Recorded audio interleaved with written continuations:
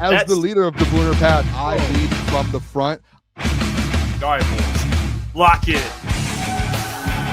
It's our core foundation, man. Grit. I'm fired up.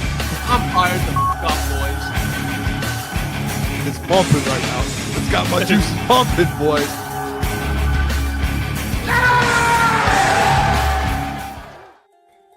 Welcome to Crunch Time Sports with Jeff and Booner. It is Monday, November 24th, day after Lions Giants.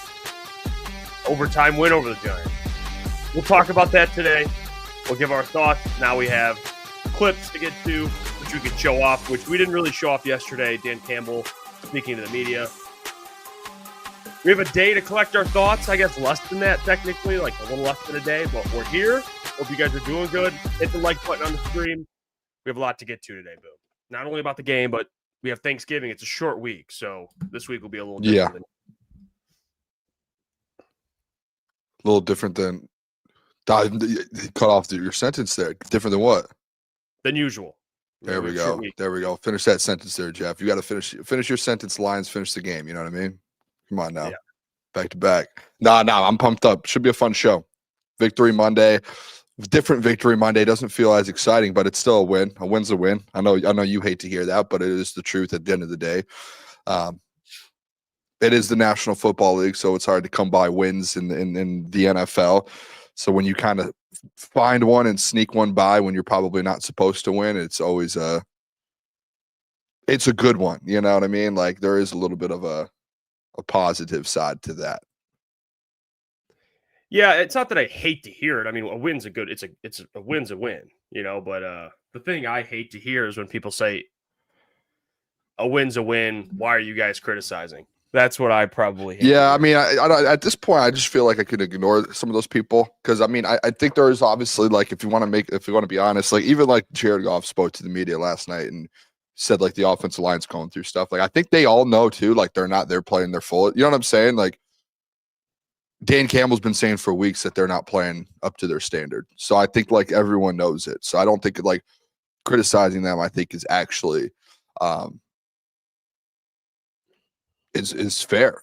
You know what I mean? Like I think it's actually really fair, especially after yesterday's game. Like you expect to win those games and not, be down 10 and have to come back. I think there is a side of things though too, and I'll say this, Jeff. I thought about this last night. I think there's a thought with this team where it's like they were down 10 and still come back in the National Football League and get that win. I think that's also like a testament to what this team can be as well. You know what I mean? I think that's why I said yesterday, I think both things could be true. So that kind of gives me a little bit of hope as well for this team just moving forward as well. Austin, appreciate the $2. Has been listening since the start. Appreciate you, Austin. We appreciate you. Thanks for tuning in. We're live a little earlier today, different. Not our 8 p.m. start time, but rather our 8 a.m. start time today. MC3 Hoodat says, considering we lost 8 assistant coaches in an all-pro center this offseason, it's fine to lower the bar this year. I mean, maybe I hate using that term, lower the bar, but I think the fact that you did lose an all-pro center and you lost, I think they downgraded to me as a coaching staff. So I would say that I wouldn't say you lower your expectations, but it's fair to maybe see some bumps in the road. Okay, that's probably I think that's fair. It sucks. I don't want people to be like, they're just gonna, now we're just gonna think they'll barely make the playoffs. You should always still have high expectations, but yeah, it hurts when you have those type of losses on an off season. There's no question. For sure. I mean, I think at the end of the day, there is a world where the Lions, like we knew that this season it was going to be a little tougher because you lost that many coaches and your offensive line's a little different. Like I think like reality of the situation, we knew what it was going to be. Maybe a lot of people, majority, probably like 95% of the Lions fans didn't want to like talk about that or consider that. And then when they started winning games by 30 points, that kind of conversation blew over everyone's head. And then you have kind of this stretch of the Eagles and the Giants game where the Eagles game, you should have won that game, and you essentially the offensive line kind of blows it for you, and that's one of the big, the big questions. And then this week it's a similar thing. Your lines aren't really good. They're good enough, and you were able to find a way to win. But I do think there's just like an underlying factor of like, hey, there are moments, and I'm going to go back. I want to go back and watch the game later today as well, just to see if, like, was it the offensive line really? You know, when you watch it in time, you know, when Jared Goff's running around every 10 seconds, it's hard to be like it's not the pressure, but you know, you can always go back. Maybe you see something differently. I'll go back and see, but I just like, I think it's a reality of the situation. Like, you're not a top 5 team in football right now, which I don't think is a bad thing. Like, you can still have a chance to, you know, if you get healthy, you have a chance to win a Super Bowl. But as of right now, it's like, dude, you would be kidding yourself if you're like, hey, this is a great football team today. Yeah. No, they're figuring things out. I mean, we said at the beginning of the year that the offensive line would be figuring things out, but you know, with Mahogany's injury, he hasn't been out there to at least improve as a player. So Yodi being out there, and you know, listen, Yodi's had good games. He's also had games like yesterday where he looks like a backup.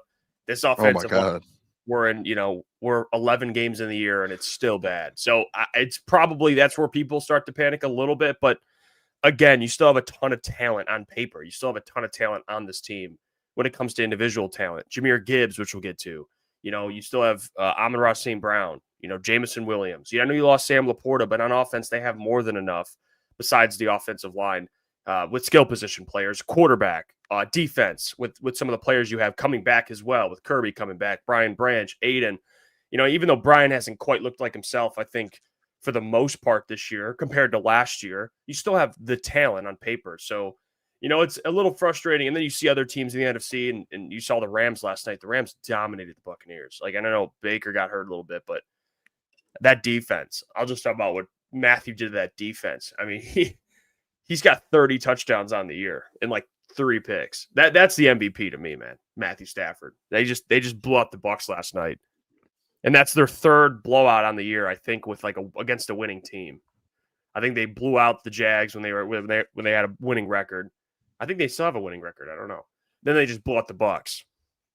So like when you see the NFC and how it's shaken up, and the Eagles just lost, so there you go. Which we did say that on the show Friday. We smelled that in the water. We knew the Cowboys would sneak up on the Eagles a little bit, so they dropped one. So you know, it's teams are having their moments, but this NFC North division is a little different because you know, the Packers and Bears just won, and so the Lions winning that game was that much more important. So they're still kind of in this NFC North race, even though people don't want to believe it. I mean, you're basically a game back. I know you have to beat the Packers this week, no question, and then you have to beat the Vikings, and you have to beat the Bears. You have to sweep the NFC North the rest of the year, and you have to at least stay in it in terms of wins. Like the Packers are gonna. You have 3 teams that could be in double-digit wins. So yeah, you do. It's going to be a battle to win the division, but they still have a chance. That game last night, if they would have lost that game, this division, it would have been it would have been an uphill battle. It's a massive uphill battle, but they're still in it.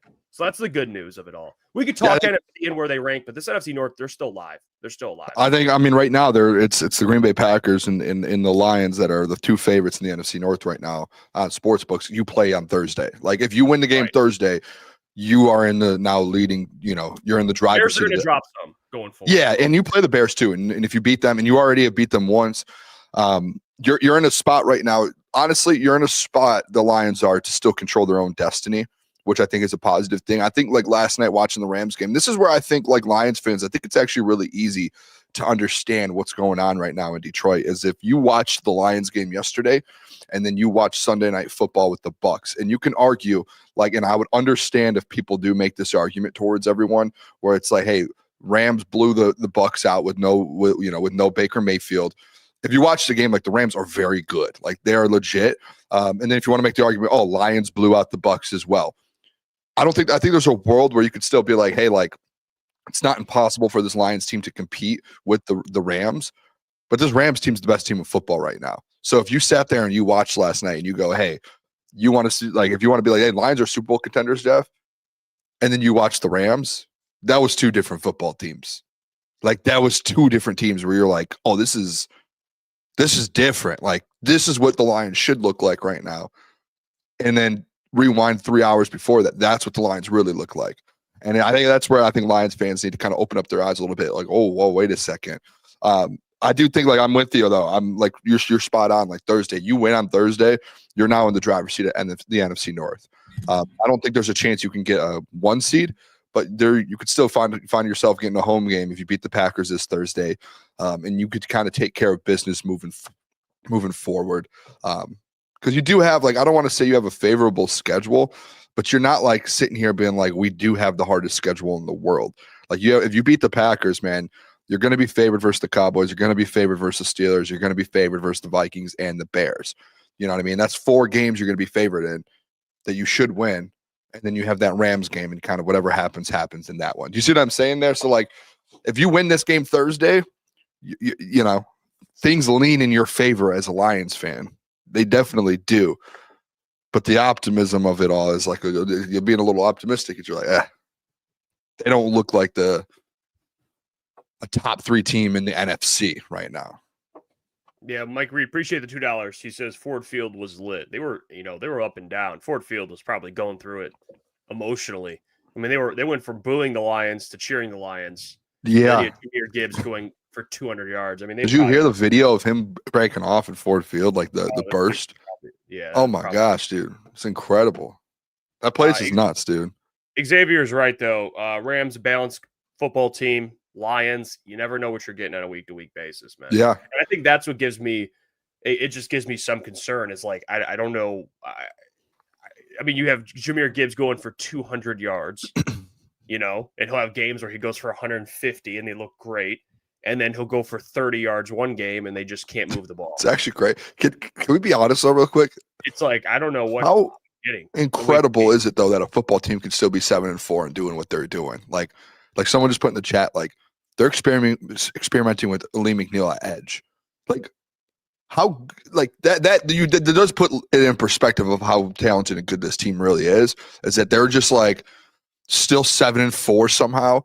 And they're like, their 3-tech is out on the edge that you've paid, 20-something million. Jahmyr could have a 30-yard. Like, it is kind of, you do have to take a step back. Yeah, and then Amon-Ra has 150, incredible. and then last week can't catch a ball. Yeah. Like, I don't know what's it's going insane, on. Dude. It doesn't and they're still 7-4. Yeah, it's just, it doesn't make any sense at all. I don't know. Usually with Dan Campbell teams every year, you can say, this is what their identity is on offense and defense. It's like trenches. I mean, there's games, every other game, they're getting beat up in the trenches. So it's like, I don't even know if that's really their identity. I mean, I don't really know what to make of it. I don't know what their identity is, to be honest. I really don't. It's just good players, I guess. Yeah. Good players making plays. That's actually such a good point, Jeff. They actually, in years past, you've had identities and you're able to know, especially like when you don't have all the good players, and you know what type of football team you're getting every time they step on the field. This might be the first year under Dan Campbell that you maybe outside year one, that they just don't have an identity. That you're sitting there going like, every week you get a different football team. You might have a great defensive game, like the Eagles game, and then yesterday you have a great run game, but you can't pass the ball. Or I guess you can with Amon-Ra, but like it's such a, you don't know what this team is right now, and it's week 12. You're going into week 12. You're going into Thanksgiving. And you have no clue, like, what's the identity of this football team, especially such a talented team. And I guess you can squeeze by and just be like, yeah, we can still win. But, like, when you do get to the playoffs, you do have to have some sort of identity. And I think that's what they're – and I think Dan, listening to press conferences the last 2 weeks, I think Dan has an idea, like, being, like, in the back of his mind, he knows, like, we need to figure out our identity, like, sooner rather than later, because this is getting out of hand a little bit. I think he knows that. He's actually being a very good leader and not showing it at times. Like in the post game yesterday when he did his speech in the locker room, like he was like, man, like, boys, this is a good win. Like deep down, he was like, oh my Lord, that was. Yeah, this is insane. I mean, it's probably just, I would say their identity is good players, just making plays. That's Jahmyr Gibbs running for 200 yards and Amon-Ra getting 150. Yeah, that's just good players. Week 12. So week 12 not having an identity is. I don't even know. It makes me speechless. Dan Campbell's teams always have one, man. They always do. Here's Dan Campbell after the game speaking about the win itself. And let's take a listen to what he had to say, and then we'll get to Jared Goff. Guys, I mean, we hung in there. We fought. You felt like the next series was going to be the one that we were going to get the upper hand, and we did. It's not easy to hang in a game like that where there's things that aren't going perfect. But at the end of the day, when we need it most, man, guys showed up. You know, Golf showed up, St. Brown showed up, Hutch showed up, Gibbs showed up, O-line, D-line. Man, our coverage aspect, rocking those guys, getting Reed back. Anyway, it was just, man, it wasn't perfect. There are things to clean up, certainly. Came down to the wire, had to win in overtime, but I'll take that win. That's a good win. I'm proud of the guy. Hey, you know what? I saw it too. I didn't know this was real when I saw it. The quote. Did you see the Giants left tackle? Yeah, I think this is ridiculous from him, honestly. Dude, I've never seen anyone this upset. Because there is a world where, like, I know Hutch didn't get a sack until the last play. Hutch was, and I think we might have talked about it during the game. Hutch, like, we were like, he's not getting sacks. Late in the game, he started getting close. Dude, he was all over Jameis throughout the game, though. They just couldn't finish. They couldn't wrap him up. So the Giants left tackle gave up the sack. His name's like Jermaine. What's his name? Like Jermaine Illuminor? Yeah, can't get me with that one. Illuminor, I think his last name is. But he gave up the sack to Aiden. This is what he said after the game. He was so pissed. He says, "How do I say this respectfully? He did not do a damn thing all effing game. He strikes me as the type of guy that would try to celebrate that one play. But for most of the day, I was on an island with him, and he didn't do anything. Obviously, I'm pissed about the last play, but at the same time, there's not much you can do. They know what you're going to do, and he still tries to give me his best move, and I run him by the quarterback, and he just manages to run back upfield and get the sack." I mean, that is one of the worst responses to giving up the game-winning sack of all time. Dude, you gave up a sack, the only sack of the game when it mattered the most. Like, it is what it is. Okay. Yeah. Like he can't celebrate because he didn't do anything. He just had a game-winning. He just ended the game with a sack. What are you talking about? He strikes me as the type of guy that would celebrate that one play. Of course, it won the game. He literally just ended the entire football game with that one sack. And they're like, "What are we talking? Like, do you know how many like defensive players and like edges, like great defensive players, will go all game and at the end of the game get a game-sealing sack? Like, it happens all the time with like T.J. Watt, Myles Garrett, Aaron Donald used to do it. You know what I'm saying? Like, that happens all the time where they don't have a sack all game and then boom, game wrecker, end of game when it comes down to it. Yeah, I don't know what he is. I mean, just be like, "Hey, man, he got the best of me on that play. I thought he did a pretty good job on him." But, you know, that's what happens with those type of players. They show up when it matters. He does it a lot too, dude. Even if you don't allow a sack all game until the fourth quarter, like, you still have to be weird. There's going to be a moment he gets you. There's going to be a moment. That's why he's Aiden Hutchinson, is because he makes those like. Why didn't AQM make that? That was Aiden Hutchinson that stepped up and made that play. Like, it's because and you know what? I don't know if you like. I saw a stat too.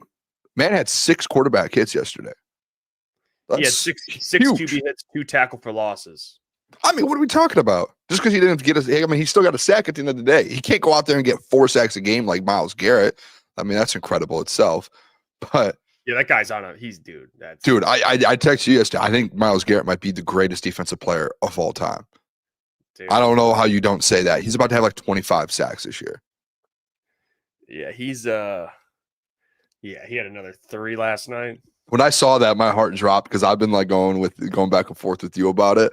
And I was driving home and I was at a stoplight and I go to the Browns game to see how Shador's doing. And I scroll down to the defense and I go, wait a second, Shador's playing well? Oh no, Jeff's gonna. And then I scroll down and I see Myles Garrett 3 sacks. I went, oh no. Yeah. And look at this schedule they have, dude. He plays a bunch of bad O-lines. Yeah, no, he should have like 25. He's gonna break the record. Michael Strahan last night when I was watching their like pregame show or whatever it was, he was like, they put the camera straight up out of his face. He goes, "Sack record? It was nice holding you." it was just like, it's over. It was like, it was good while it lasted. They're still singling him. They're still only, dude. They're not, dude. He has one guy to beat. It's like, it's insane, dude. And he actually is incredible, man. It's one of the most, like, what he's doing is, I don't know, man. He might be one of the best to ever do it. His size, I always think about it, like, his size, he should not be playing edge. Like, he should not be an edge rusher at his size. You know what I'm saying? No, yeah. he's like a nose tackle, or like, I don't even know what he is. Like, he's like just too big for football. You know what I mean? No, he's insane. Yeah, he looks like Superman. I mean, he's like 6'10", 350 and just yoked, and he can like bend off the edge. It's like, that's not supposed to. That's not supposed to be real. That sack last night put Hutch at 8.5 sacks. He has 4 forced fumbles, which he hasn't had a forced fumble in a little bit. So I think he's still number one. He's tied for first now. He was first. Now he's tied for first, but he's still having a pretty good year. I mean, he's top 10 in sacks. So the defensive player of the year stuff is done. I mean, he's not going to win. Yeah, I mean, we know who's winning it at this point. Yeah, it's Myles Garrett. It's not even a freaking debate. But people in the chat are mentioning like Tim. I know someone else mentioned the drops. Does Amon-Ra have a broken hand? Nothing you can explain the drops this year. I mean, can I be honest? What do you have last game? 2 drops this game? Yeah. I think he had 2 drops. I don't think, if I'm just being honest, like maybe I might be the only one on this island. I don't think he's injured. I think people are just using that as an excuse. I mean, let me see. So we checked last week. He was tied for like 6th or 7th in drops, which is uncharacteristic. Tied with J-Mo. So J-Mo and him they both had like 2 drops last night. So these might still be tied, which is just odd. I mean, you don't see Amon-Ra drop a ton of footballs.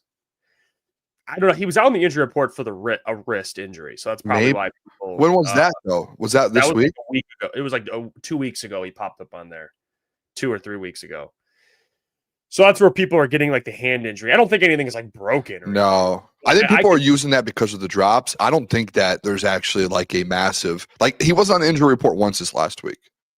If there was actually something wrong with it, like where it was bad, where he shouldn't be like, where it's affecting him, you would think that they would at least let him take a day off, right? Limited practice. So he has 5 drops on the year. There's no wrap on his hand. Like there's nothing on his hand that we've seen. I think this is just speculation of just people trying to be like, oh, well, he has a wrist injury. That's why. Like, if you watched his post game yesterday, he didn't mention anything about an injury. And you know what he said, Jeff? Like, he was like the pass that he dropped to turn into an interception. He said the first drop that he said the defender just made a really good play. So I don't know if it was more so of a drop or if it was a guy that got his hand in there, but he said the defender made a good play. And then the second one that he said that it just came in way too hot. Like he was like, I wasn't expecting it to come in that hot. And he was like, that was just on me. Yeah. So I don't even think it has anything to do with the injury. Yeah, I don't know. I don't think they would. I don't think they would. I don't think he would even say that. Like, oh, he wouldn't even admit he's injured. But it'd be interesting. Maybe they'll probably bring. I wonder if I can get the clip for you. Jared Goff did speak about the O-line though, so we can't play some of those clips. He spoke about the O-line. He spoke about Jahmyr Gibbs, which we'll get to as well. And we'll talk a little more about the receivers because J-Mo had 3 targets, no catches, and he had 2 drops, I think, in that game. So he didn't really do anything. But here's Jared Goff on the offensive line play. Let's take a listen. Those guys are a rare breed. They're battling right now through some stuff, and they don't want your sympathy. They're just going to put their head down and work. And I'm proud of those guys and thankful for them laying it on the line for me and for the backs every game.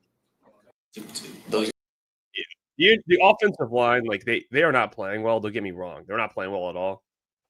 It doesn't help that your 2 best players on your O-line are also battling injuries. Like it just feels like Penei Sewell's always Superman. He's never really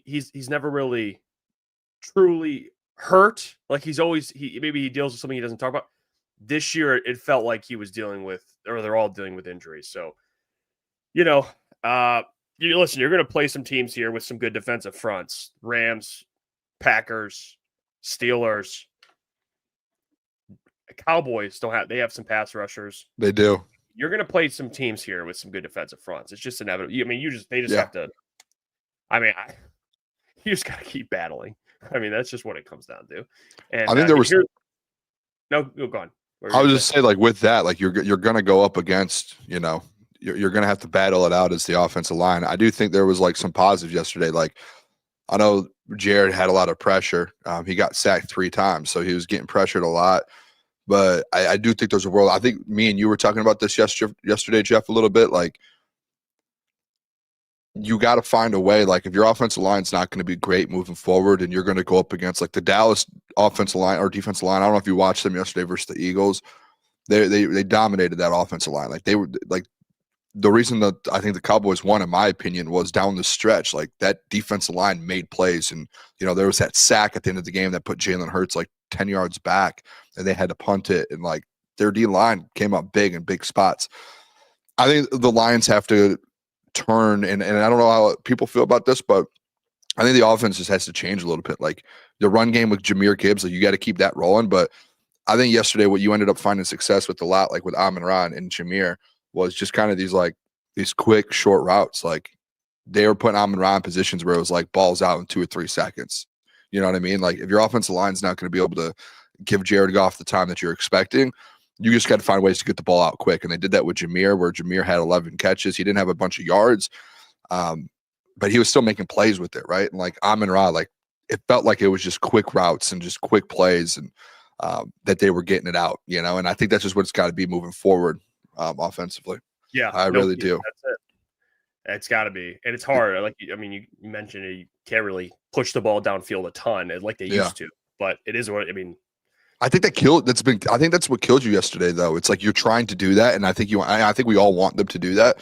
But I think when you do that, that's when Jared gets sacked, and that's when Jared, like, incomplete pass. And maybe offensively, you just have to adjust to it and just be like, hey, instead of like trying those, because we can't get through progressions right now with the way the offensive line is. We just got to give or take what the defense is giving us at this point. Yeah, it just I don't listen this year. They definitely I don't remember really any deep shots to JMO. Like I'm trying to think like now it's been a while, and it's been so long. I feel like last year like every other game was just a deep shot to JMO. I mean, it's just now it's like I think it's because of his offensive line, man. I just don't think you have enough time. And what's crazy is training camp, Jeff. We were there all the time, and like it felt like every other play they were taking a shot to JMO. Yeah, it like it's silent. O-line is lying second lowest in pocket time of 2 seconds. It's no wonder. Yeah. So people get mad about the screens, and they're like, "Why is like I see people online and on Twitter like joking and being like, another screen, like that's all they can do with the offensive line. Yeah, like I don't think it's that Dan wants to do it. I think the reason there's all these checkdowns and screens is literally just he has zero time. Yeah, the screens are. I mean, it's literally because they don't have time for other plays really. You need to sit. I mean, you need a couple seconds for these big plays to develop. They just don't have it. It's like the play they had to JMO that got called back. That would have been a perfect play at some point, the run back in the future, where they just got rid of the ball quick and JMO went for 430 yards, but it just got called back. So that's what this offense is going to be, man. If you can get a lead at that and do these short routes and screens, you're gonna be able to win. But I don't see a world where you're sitting here being like, we're about to get JMO downfield for 60 yards. Hey, well, Doc posted the video of Amon-Ra talking about the drop. So let's take a listen, see what Amon-Ra had to say here. It seemed like the game got a little bit smoother for you. Did that just make you lock in a little bit more? Because throughout the rest of the game did get a lot smoother and you have a lot more targets and receptions. Yeah, I mean, stuff like that happened. Yeah, he made a good play on the first one. The other one, that thing was coming out hard. I got to make those, but it came out hot. I wasn't really expecting that. And then unfortunate pick. I mean, I don't stress too much about those. I move on to the next play. I keep going. Coach once told me, so what now what when I was in college, Coach Kerry Colbert. And I kind of live by that. Like every play, you can't get hung up on one play too much throughout the game because it's highs and lows throughout the game. So for me, it's just next play. I'm going to catch the next one. I'm not worried. After the drop. Can I say so? I love the mindset, dude. Yeah, he's not like that's the thing. Like there's some things I look at when you're criticizing on a Monday or a Tuesday or a Friday, whatever it is. There's things we bring up that we can see as maybe happening in like as a trend. Amon-Ra dropping a football is not something I really give too much of a damn about. Like that's not something I feel like we need to like keep harping on because I don't see that as like a problem. Like there's so many other things you can bring up before we, are you concerned about Amon-Ra dropping the ball? It's like, cause the guy he's been nothing but money every year. So it's like, is that really something I'm worried about? Not really. I mean, is it uncharacteristic? Yeah. One of them was for a pick. So it sucks. Like the timing of some of those drops. But it's like, is Amon-Ra going to fix that? Yeah. I mean, the guy literally has one of the best hands in the league. He's about to set a record for the most catches to his first 5 seasons. I mean, I'm not too worried about it, to be honest. It's just, I'm looking, to be honest, like, and I'm not trying to take a shot, But when J-Mo drops a ball, that's something we can be like, okay, like, Yeah. that happens more often. But again, J-Mo's a big play guy. But Amon-Ra dropping a football is not the same. It's just the guy always comes through. He always does. It's just the Eagles, him and Goff are just not on the same page. And he had the 2 drops this game. But Amon-Ra had a massive game, dude. Dude, he had a 9 tough catches. catch. Yeah, he had the one catch where Goff threw it in a tight window, and Amon-Ra caught it. It was a little off target, but Amon-Ra still caught it. It was a tough catch, and he got a couple yards of yak after that. Like he made great plays in that game too. Yeah, I think it's hard to compare the two when like Amon-Ra has 9 catches for 140 something yards and J-Mo has 3 targets, 0 catches. Like not one of his targets he pulls in and he has multiple drops. Like it's hard to argue and be like, get him more opportunities, do this. Like, yeah, you would like to get J-Mo the ball in his hand because of the playmaker he is and the explosive player he is, but it's like keep going back to him if he's going to drop it. It's just like, you know what I mean? Like I'm going out Amon-Ra. Like Amon-Ra had 13 targets, 13. Obviously had the 2 drops, but like 13 targets for 9 catches. That's there's 4 missing there, but like, dude, like you do trust him. And I felt like after those 2 drops, they started getting him going a little more. He's always going to get back. You know what I mean? Like always. He's very, very reliable. And I know it's like he has some of the most drops in the NFL, but it's like there's a small stretch of football where he's had that and he's struggled. And eventually he's going to, get back on track with that. And you trust him to be able to do so. You know what I think? I see people talking about it in the chat, and I do want to talk about Isaac Tesla because I think things happened yesterday where his opportunity, he's going to have more opportunities coming up, and we could spend some time on just what happened last night. Isaac Tesla, no Laporta, Khalif went down. I think it opens up some things for Isaac Tesla. But before we do all of that, I got to tell you about our friends over at Sleeper. We'll see you guys in a minute. I've interrupted the video to tell you about our friends over at Sleeper in the new promotion they have going on. A brand new promotion is now live on Sleeper that could be paired with the 100% deposit match promotion that's already been going on. It's a free $20, no deposit required, plus first-time users will also receive 100% deposit match up to $100. Use the code CT Sports. You guys should already be using Sleeper. It's one of the fastest organically growing fantasy platforms in the entire world with millions and millions of active users. They are crushing it. And if your state allows it, you should be using Sleeper Picks. It's a real money product that connects friends over picks. You just choose 2 to 8 of your favorite players from pregame live or across different sports. Pick more or less than the predicted stats. And on Sleeper, you can get up to 1,000x payouts. Share with your friends. Get rewarded together. Don't forget, code CT Sports. Get a $100 deposit up to $100, and you got your free $20 entry. Sleeper is taking care of their customers. Always remember, gamble responsibly. Now let's get back to the video. We could talk about a player that had a massive day. And I saw this come up, and this is just ridiculous to me, that Jahmyr Gibbs had 219 yards rushing, I believe. He had and he not only did he have over 200 yards rushing, which is crazy, but this is what pops up, the miles per hour he ran in that game. Next Gen Stats put this out. Jahmyr Gibbs reached a top speed of 22.17 miles per hour on his 69-yard TD run in overtime, the 4th fastest speed by a ball carrier this season, and his 3rd time over 22 miles per hour. Gibbs is now responsible for 3 of the top 4 speeds by ball carriers this season. Unbelievable, dude. It's such an insane stat. You have Jonathan Taylor at number 1. He ran 22.38 in week 2. Jahmyr that same week ran 22.34, and he has the next 2 fastest other than that, 22.23, 22.17. Like, bro, weeks that apart.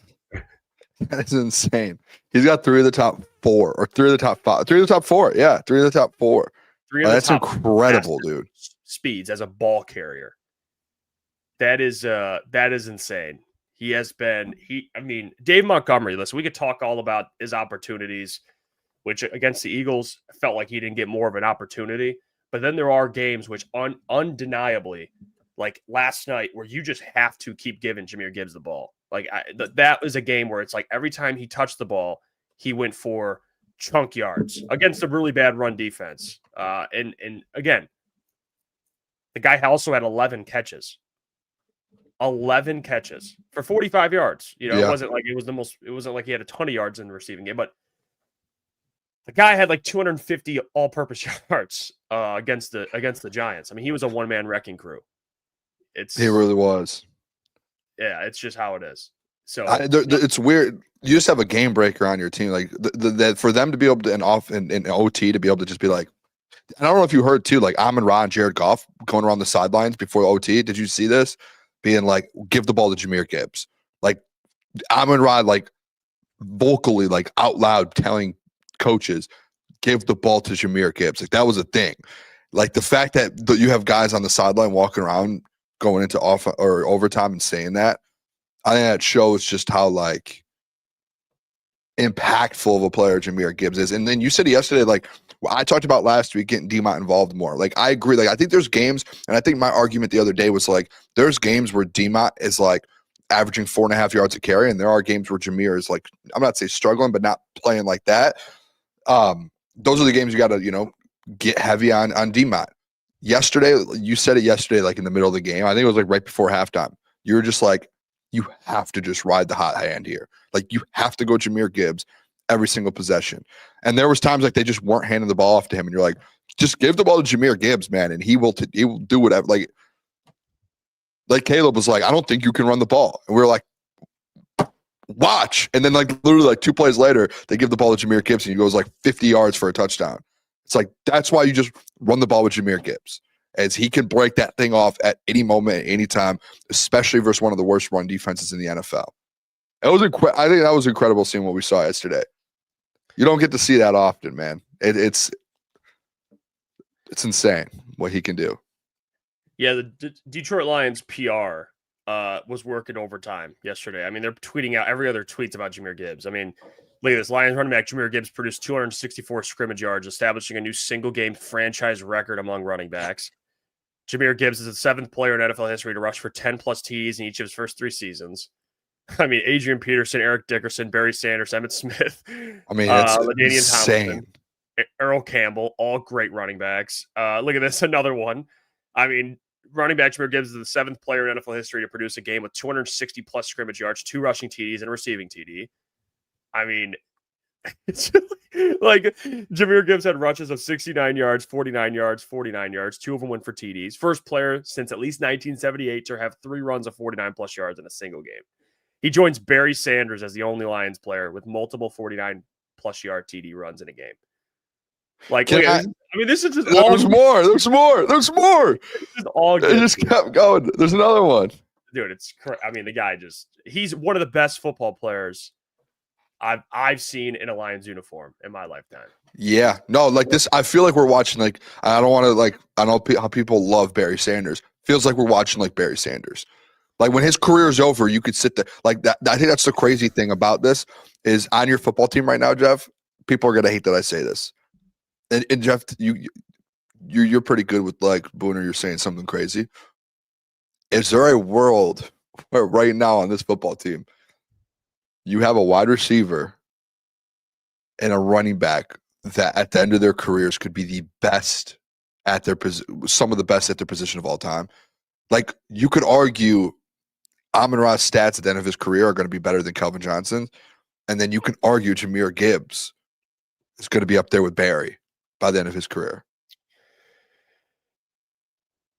And you'd be like, they're both better. Argument, end of career. Like, the pace that they're both going is. I think the competition, what you can argue, like for Amon-Ra, for example, is I think consistency he'll probably have, because Calvin only played 10 years, but his highs were just so high that Calvin's a top 5 all time. So it's, he the probably will never be top 5 all yard. time. But like with Barry, do you don't think Jahmyr Gibbs, if he's doing what he's doing this year, every single season for the next 6-7 years, that people aren't going to be like, who's better, Gibbs or Barry? I would say, well, there's other backs he's probably going to have to, like LT. Look at LT stats. Go look at LT stats. I don't even. So for Gibbs, not even stats, just like Barry or Gibbs at the end of Gibbs' career, you're going to be like, Gibbs was just a better player, or I don't know. Listen, I didn't watch Barry, so I can't sit here and say that. But I feel comfortable saying when it's all said and done, these two as Lions will be. You're going to discuss Barry and then Jahmyr, and then you're going to discuss Calvin and then Amon-Ra. like at least they'll be those are going to be top players at their positions in this organization ever. I mean, like I don't think I would ever say Jahmyr over Barry just because Barry is just like he's the I think Barry he's the Sanders, GOAT. yeah. He's the GOAT. See, that's where I'm like, I never got to see Barry, but then this is where I get into an issue, like or not an issue, but like you get into trouble sometimes talking with old heads. Old heads will never allow any player to pass up their players. You know what I'm saying? So I want to speak with like an old head who is like more realistic and it could be like, yeah, like there's a chance. Because I'm interested to see if like people actually think there's a chance with Jahmyr. Like that game yesterday, like if he does that multiple times a year for the next 6-7 seasons, you're going like he's one of the greatest running backs of all time. Like you're talking about like, but again, he has to stay healthy and he has to do that, right? Like, but just the performances you see, it's like you never will see that. Like it's so rare.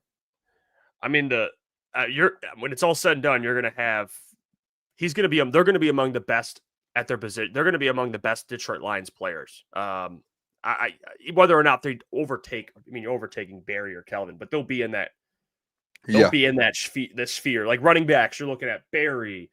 You know, I would say Jahmyr will be there eventually. Billy Sims. You know, like there's obviously the Lions organization.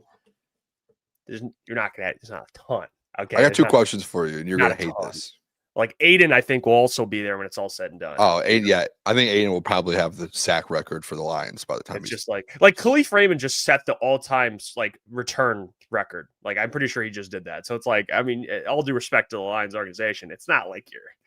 Well, I disagree. I think it's at those positions. I think so. I think returning. I'm saying at those positions, but like setting records and shit. Like, yeah, that's fair. It's at quarterback, running back, and wide receivers where they really. Yeah, like a return record. I mean, the return record, I feel like, I mean, dude, we've seen like, I mean, I bet you there's not a lot of great return records besides in Chicago with Devin Hester and like, there's returners. There's like most teams just have a different returner every year in the NFL history. What we're going to say? Well, okay, I had 2 questions for you. Yeah. First one. If Jahmyr Gibbs is one of the greatest running backs potentially could be of all time, and also with the Lions, like you're talking about, like this guy is one of the best ever at his position by the time his career is over. Are you now on the side to where he is in a different sphere of paying him, where you're like, because I've had conversations with you about paying running backs, right? And you said the only way you would ever actually pay running backs, like contracts, is if they are different level, like if they're a difference maker. You know what I mean? Like where you're like, it's actually worth the money. It feels like Jahmyr's in that category now, where it's like you cannot let him walk. Like you have to pay. You would rather let other guys on the team walk than let a guy like this in your building. Like you're not finding this ever in the draft or even coming close to it again. Yeah, he's entering that tier. He's entering that tier. He's there. Like it's just like I'm talking. He's in that top, like, you know, Christian McCaffrey. He's the second best running back in the NFL currently today. Jonathan Taylor, yeah, he's in that tier. So I mean, yeah, that's a player you can't afford to lose. I mean, he's your offense at this point. So if you're GM Jeff, you putting a contract in front of him? Well, I don't have to yet, but we'll see. But I'm saying you would like say today you had to, would you? Right now, he's earning it. Yeah. So yes, you would. Yeah. Right now, he's earning it. Yeah. Now, if he blows out his knee in his last year, I'm not. Okay. Yeah. Look, come on. What are we doing? Knock on wood. Something. Knock on wood. Jeez, that was incredible. I agree with Simo. He's been durable, man. Yeah. Well, that's because you have Demont too. So like you haven't had to like this is the first year that you've really seen him get like. And you know what's crazy, Jeff? Pull the stat up real quick. I saw a stat today. Are you ready for this? By the way, about your running back take, dude. People forget how good LT was. I'm serious. I know I keep going to LT. LT is his start of his career. He had 1,200 as a rookie, 1,600, 1,600, 1,300, 1,400 rushing yards.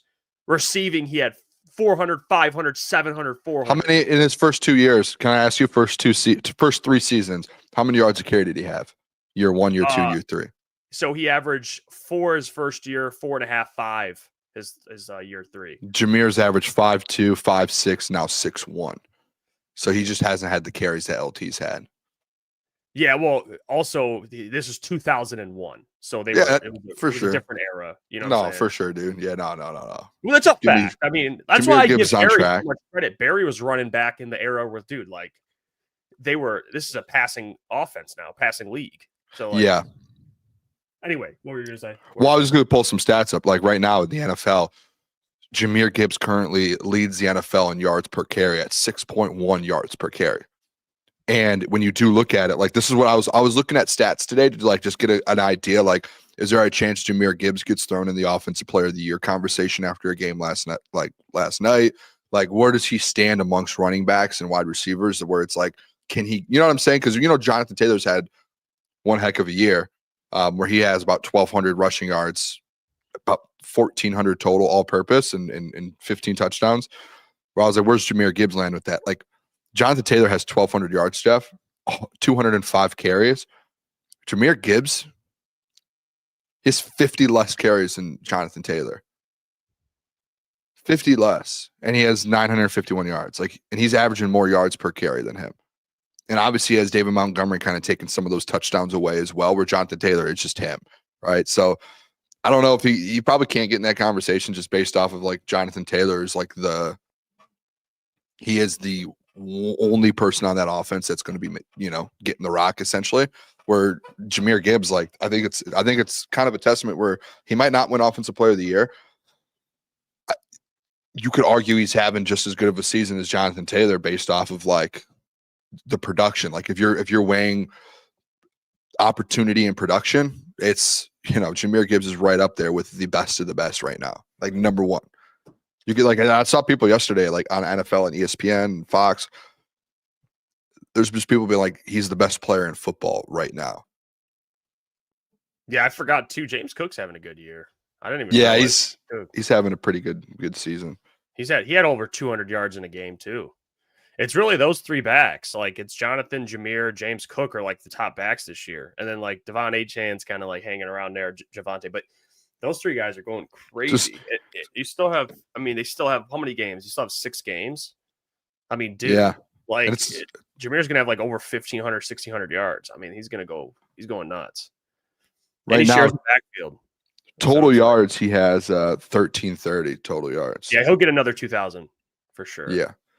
The crazy thing is again, like he has the 3rd most rushing yards in the NFL. He has the 16th most carries. Mm-hmm. It's tough because it's like you want to get him more carries, but I like that he just stays. That's why he's able. He stays so fresh the way they're using him that when he does come in the game, he can break one off for 50, and he looks just like he's energized. Yeah. It's tough when you give a guy 30 carries a game or 25, 30 carries. It does over time. It's not like Jahmyr's just going to all of a sudden slow down, but it's more wear and tear, and also. I think it's just working the way they're using him. Like, I like that they're using him the way they're using him. Even though it does, like, you can always say, well, if you give him more carries, more stats. And I get that. You want to get this guy as much stats as possible.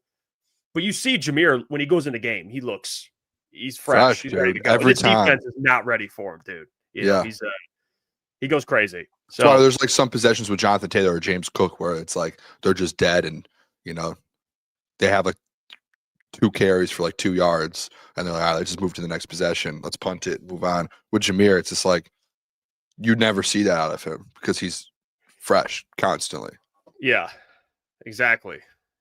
I mean, you have in Ahmed Ross 4th in yards right now. So you have Jahmyr's 3rd, he's 4th, and then Jack Campbell's 3rd in tackles. So when you look at some of these like stat leaders, they're up there. They have players that are up there. I mean, I think Aiden's like top 10 in sacks. Goff's like, he's up there in some stats too, passing yards, passing touchdowns.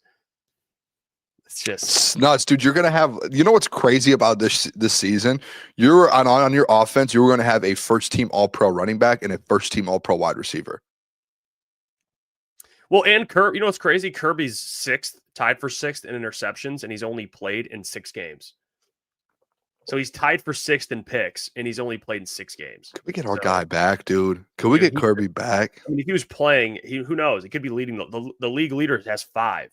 That means 2 more. Do you think Kirby can get 2 picks in 5 games? He probably could be leading the NFL. you know? So they need Kirby back. You saw it last night, dude. Like, when Kirby's out there, it changes. Teams aren't going to be attempting all these deep shots on you. I know, knowing a guy like Kirby's lurking back there, but not having Kirby Joseph, as much as I love Thomas Harper, they're testing those guys. And you saw Jameis do it. And I bet you Dak's going to do it. Jordan Love's going to do it. Yeah. These guys are going to. So hopefully Kirby comes back this week against the Packers. They're going to need him for sure. Honestly, I think it's actually going to be I think things are how do I say this nicely, Jeff, or in the right way? I think this Lions team's getting guys back at a good time here. Like, I think Kirby's about to be back. I think TA is going to be back. I think DJ Reed, him getting his feet under him, because he was the one that was out the longest out of all of them, right? Like, DJ Reed was on IR. None of these guys were. DJ Reed got a game under him. I think Marcus Davenport potentially might be back on Thursday. I think you might see Josh Pascal on Thursday. I think it's like defensively, I think you're going to see a lot of pieces back. Offensively, like your offense is your offense moving forward.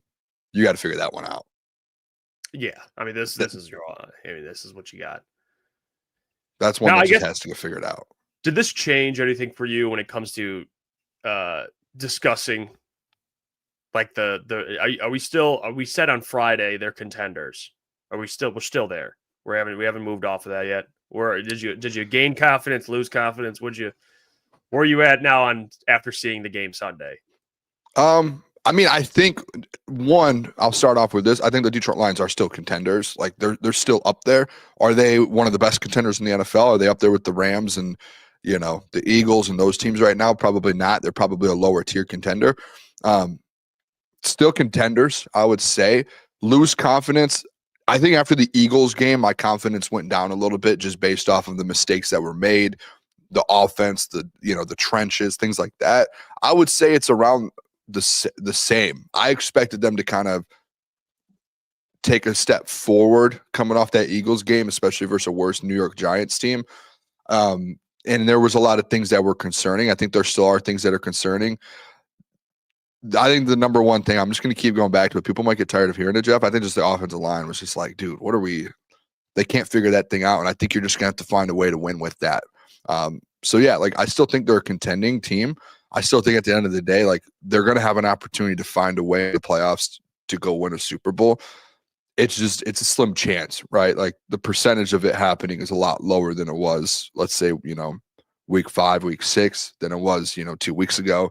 And it keeps going down a little bit. So if they do go into Thursday, Thanksgiving, and they find a way to get a win versus the Green Bay Packers, I think that percentage goes up. The confidence level grows. But, you still got to see more out of this team. I think the thing that you might disagree, I don't know if you disagree with this, Jeff. I just think like when you have the roster you have and the players you have, you're always going to be a contending team. You will. You have a contending roster. Yeah. So, like, I think this team's going to always have it. As long as they're in the playoffs, they're going to have a chance to flip the switch and beat any team. It's just like confidence level that they'll do it. That's all it comes down to. Yeah, it's two different conversations. Like asking me, are they pretenders or contenders? I think you have to still mark them as contenders because of the talent on the team. You have to still put them in that contender category, just like I would put the Eagles there. And the Eagles have had some ugly moments, but you still got to put them there. I would say, there's other teams you would put in that contender conversation that have had ugly moments. The Bills, they lost to the Dolphins. You'd still put them there. Now, there's another question you ask. Do you believe they'll win the Super Bowl? Or what is your confidence to win the Super Bowl? That's a different question. I think there's a lot of things I can point to why I don't feel like they will win the Super Bowl. But I can't say they're not a contender because, like you said, they have top 5 players at different positions. They, they have all this talent. It's just the O-line's not good. They're inconsistent. They don't have an identity. It's like there's problems litter all over. The coaching staff got worse from last year. It's just, but with all that being said, contending teams, are there going to be some question marks? Yeah. I mean, there are. Some might have more than others, which that goes into the how confident are you conversation. But just saying, are they contenders or pretenders? You can't really take away the fact that they are still contenders. I mean, given that defense, although they did not play good yesterday at all until the last drive, they did not play well. They gave up a ton of plays. that's a defense that has shown us in big games they played really well. So although it's inconsistent, the defense they've played really well in games. And offensive players have had big games, so it's like, I don't know, man. They just haven't been able to click collectively. Like, you haven't had too many games except for like maybe 2 or 3 this year where the offense plays well, the defense plays well, and the special teams plays well. Usually you're in a position where it's like Eagles, defense plays well, offense doesn't. And then you have another game like this past game right here, where it's like, offense doesn't really play well until Jahmyr Gibbs gets going. The defense doesn't play well. And then the offense kind of picks it up and they win the game. Basically, the offense wins the game. But you don't see too much. Like, the Rams are they're playing complementary football. The Lions have not been playing it. So it's hard for me to call a team, like give high confidence in a team to win a Super Bowl if you're not playing complementary football or not playing collectively. That's a big problem in my opinion. So if they beat the Packers, let's say they go on a run and they look great to end the year and they beat the Rams, it's like, yeah, you could change your opinion. But as of right now, man, through 11 games, I don't got a lot of confidence. I think they're bad at some important position groups, like offensive line. The defensive line, to be fair, besides Aiden, has not played well. I mean, they just have not showed up lately. I don't know what's going on. Roy Lopez is one of the only highlights on that defensive line lately, besides Aiden. It's just like, where's Aleem McNeil? Where's AQM? What's AQM doing? Yeah, I think he missed a sack last night. Just need guys to step up. Hopefully Davenport comes back, gives him some juice. But yeah, we'll see. There's still plenty of games left, but not playing collective football, that's a sign of not a team that can legitimately win the Super Bowl, in my opinion. That's tough. Yeah, the thing that I think this is where I too kind of like, I'm with you on that, because I don't think anyone could disagree with you in regards to that. I think, like, typically though, when you see a team like where, like, you state all those things, like, hey, they're not playing collective football, there's these struggles. I think, like any other team in the NFL, like if this is happening, you probably don't have the confidence that they can win the Super Bowl. I think with the Lions team, again, like, the thing that you just keep rolling back to, I think, is just the talent on this football team. And I do think there are marks on this team, the offensive line, and the injuries that they've had, that they keep going through that kind of draws concern. But I think, like, collectively, it's, hey, like, at any moment, and I hate to say this because I think fans don't like to hear this, and I think you as well, I know you hate to hear this, but, like, at any moment, this team could click. You know what I mean? Like, at any moment, this team can end up being like, boom, this is the best team in football any week. And you just don't know when that's going to happen. I think that's the scary part about this team is you could have, a game like you did yesterday. And if you play like you did yesterday and you play like you did last week versus the Eagles, you're losing you're losing in the wild card weekend. You're not winning a wild card playoff team. But then you have them, where they've played against, you saw them versus the Ravens, you saw them versus, some other teams, and you're like, that's a Super Bowl team. Like, that's a great football team. I just, like, when are they going to click? When are they not? And if they click at the right time, and Dan says it all the time, like, as long as we're playing our best football in December, January, we're good to go. You have a couple weeks to get there. Confidence level of getting there, I think it's pretty low. Can they do it? Yeah, they can. But right now, it's a slim chance they do. If you gave it a percentage, you're like, hey, they had about 10% chance to really get to that level. Yeah, because it's like, do you believe the offensive line will click? That's the thing. It's like, as of right now, it's like, no, it's not going to. But it's like, actually, me and you had this conversation off air yesterday. I was talking about the online. There was just like, is there a chance that it clicks? Like, yeah, there is. And I think you looked at me and you're like, dude, don't, like, if you're going to tell me Christian Mahogany is going to come in and be great and it's going to click, like, don't give me that excuse. Like, there is a chance Christian Mahogany gets healthy and he comes back and he plays to where he should be playing at the level he should be, right? There's a chance that Miles Frazier gets healthy and he's better than one of your interior players currently. Like, there's that chance. There's a chance. I love the positivity. But the thing is, it's like, you don't need, like, this is where I think people, like, I think in years past, like, you're like, you need your offensive line to be top 3 in football, right? Like, you needed that. You needed it. Bro, you don't even need that with this offensive line right now. You need them to be the 10th best offensive line in football. That's it. And you can win a Super Bowl. That's where I think people, like, that's why I think there's that part where it's like, it can click. Because you don't need them to click and be the 3rd best. You need them to click and be like the 10th best. Just don't be bottom 15 and you will have a chance to win the Super Bowl. Like, that's how good of a team you have. And that's where it's like, dude, if Christian Mahogany, like, bud, if you could get back and just give us something, like, just give us a little bit more than what Yodi gave us yesterday, where Yodi gave up 1 million pressures. Like, if you can give us a little bit there, we're right there, man. Like, we're right. That's why it's like frustrating with Graham and stuff. But like, and I get Jared being like, man, this offensive line, like, I love them because they're going through so much right now and like injuries and this and that. And they're like still battling. Like, I respect that. It's like, dude, like, is Graham going to get healthy? No. Like, he's not. Where does he get a break? There's no break. Yeah, that's where it's like last night when you were saying that, I was like, I don't even think it's a clicking thing. I think it's just they're just bad. Like, I think it's just like Graham is not going to get better. I'm sorry. He's not. Graham's not going to get better. Tate, you could argue, will get better.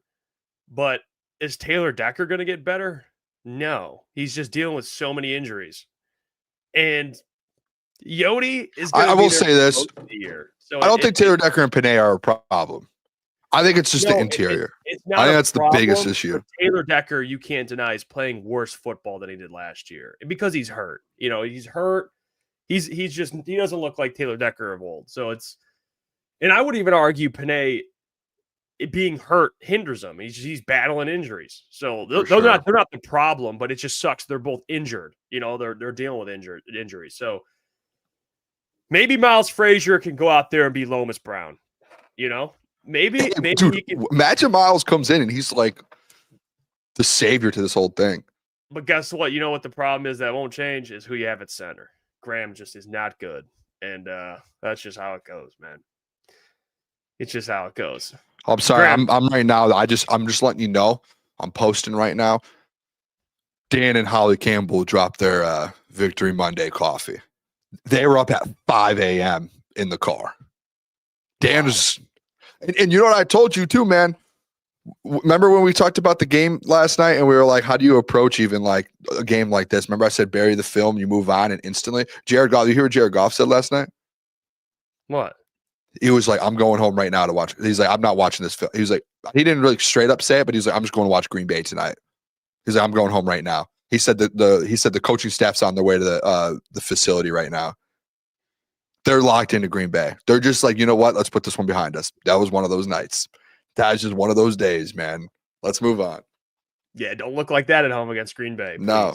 Dude, I think there's a world where if they go out there and beat Green Bay and like they look good, everything's forgiven. Everything's forgotten. Green Bay is not a bad team. But if you go in there and you can dominate Green Bay and you can prove to the NFL, like, our offense, you know, we put up 30 on Green Bay. We held them under 20.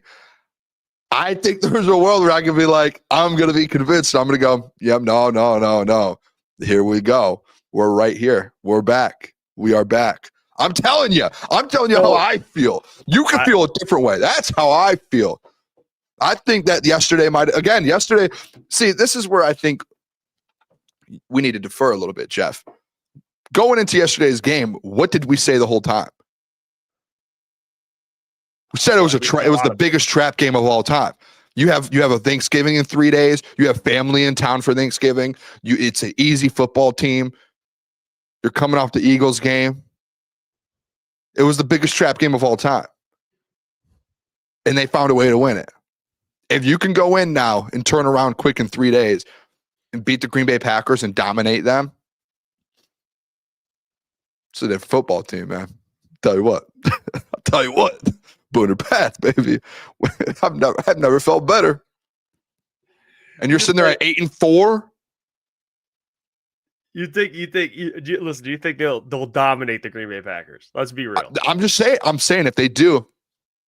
Now, let's flip the back. script. What if, hear me out. Oh, we're dead. Yeah. We're dead. We're so dead. If we lose to the Packers, sorry, I'm getting a little scared. If we lose to the Packers, it's that's a problem. I just don't see a world in which they dominate the Green Bay Packers. I think it's going to be just an absolute. It's going to be a battle. I mean, it's just going to be a battle, man. They can't lose. You can't lose. You can't. You can't lose and get swept by the Packers. You can't. So I would like to think they'll win. I think the Packers are, what are they, +3 on the road in Detroit. So they expect it to be close. I think it'll be close, but this is going to be the pass rush from the Packers. Rashawn Gary, Micah Parsons. But I will say this though, and this is what I wanted to say when you said the Packers, like if they beat the Packers. I think the Packers, we've said this before, I think the Packers are a good team. I do not believe they are the measuring stick for success. Like, you know, Klotz just put this in there. Packers have lost already to the Browns. They lost to the Panthers. No, but okay, no, Jay, you can't do this because we went over our contenders. You know what I was saying? You just popped up from your phone and started yelling. I'm trying to post this Dan Campbell and Holly Campbell Starbucks run, dude. I'm trying to get this content out. But I'll tell you what, 3 days ago, I listed contending teams in the NFL for you. You only picked 6 teams counting the Lions, 5 other teams outside the Lions that can contend for a Super Bowl. 5. You had the Green Bay Packers as one of those 5 teams. But that was you, Jeff. You only had 5 teams in the NFL that can win a Super Bowl. You did. One of them was the Packers. 5 teams is so slim. And I'm sitting here being like, if they dominate one of your 5 teams that are Super Bowl contenders, you're like now trying to like take credit a little bit away from it. You said 2 days ago they were contenders, not me. Yeah, but we also said we both said this. There's different levels of contenders. Yeah, but when you only have 5 of them, there's no different levels for you. I think I had 6. I think I had more than 5. But anyway, whatever, 5 or 6. The Packers would be the bottom of that list with the Lions. So if they beat them, it's a good win. Don't get me wrong, it's a good win. But I mean, beating the Eagles to me would have meant more, personally. And the Giants or the Cowboys just did that. Or you could have beat the Packers the first time, but it was a little early in the season. I think the Packers defense is really good. Jordan Love's been inconsistent, but I think the Packers are a good team. I do. I think they're a contender based on their record. They're one of the top teams in their conference. I think you have to put them up there because of their pedigree. Like they just added Micah Parsons, and they had, 2 years ago they were a game away from an NFC Championship game without Micah. So like I think they're a good team. They can get hot in the playoffs, but they would probably be lower on that contender list. But I would give the Lions a ton of credit if they won this game. It's a short week. You barely get by the Giants. You find a way to beat the Packers. I think it's a good win. But to me, the ultimate measuring stick to me is that Rams game in LA. That's where you can really say if they go out there and they beat the Rams or they compete with the Rams, I think that we could have a conversation. It's like, oh, wow, okay. That's how you show up on a big stage against, I think, the best team in the NFC. That would be, to me, a massive, massive boost for them. Moral boost for fans and for the team. So we'll see. You guys got to hear about our friends over at Prestige Worldwide. When we get back, we'll get into different conversations here. We'll see you guys in a minute. I've interrupted the show to tell you about our friends over at Prestige Worldwide Vending. State-of-the-art vape vending machines that can boost sales to any venue. Business owners, or anyone that has an establishment that customers are coming in and out of, Prestige Worldwide Vending can help not only attract new customers, but keep customers inside your establishment. Nicotine users that leave to go get nicotine, it'll be right in the place they're at. 32-inch touchscreen, customizable advertisement, which is sweet, by the way. Age verification software to scan IDs confirming age, pre-sale if required. You can pay cash, credit, debit, or mobile. Mobile payments are also accepted, and you get paid when they get paid. It's a win-win. You make your customers happy. You make money on the side. And of course, working with a company like Prestige Worldwide Vending, who is on the up and up, can only benefit your business. Shout out to them for sponsoring the show. Now let's get back to it. All right, Boone. And by the way, the Giants sorry about that. The Giants just fired their DC. So Jahmyr Gibbs just got that man fired. That's kind of funny, but it's not. But it's funny. Like it's not, but it is. By the way, I think your point too. I'm sorry, I was posting the Holly Campbell stuff. I think your point about like when they play the Rams, great point. And I don't think they have to win the Rams. I'll say this: I don't think you have to win the Rams game. I think you just have to compete. Like you just can't go into whooped. Yeah, just don't get your ass whooped. Yeah, you just can't go into LA and lose by like 2 touchdowns. Like if it's a 1-possession game and like even if it's like the Eagles game, I'm like happy because it's like you're in the game. You know what I'm saying? Like you're there. Like you have an opportunity to win it. Even if it doesn't feel good, it's like if you can like even play bad and like, oh, this game sucks, and you're only down a possession, that to me shows me you can beat that team. That's where I'm at with it. And I think I do think there's an expectations Lions fans have to change this year a little bit because of the struggles of the O-line and like the struggles of certain position groups. I just think there's a world where it's like this is no longer a team where you're going to go in there right now and go beat a contending team by 3 touchdowns. Like until you get a good offensive line again, that's not going to happen.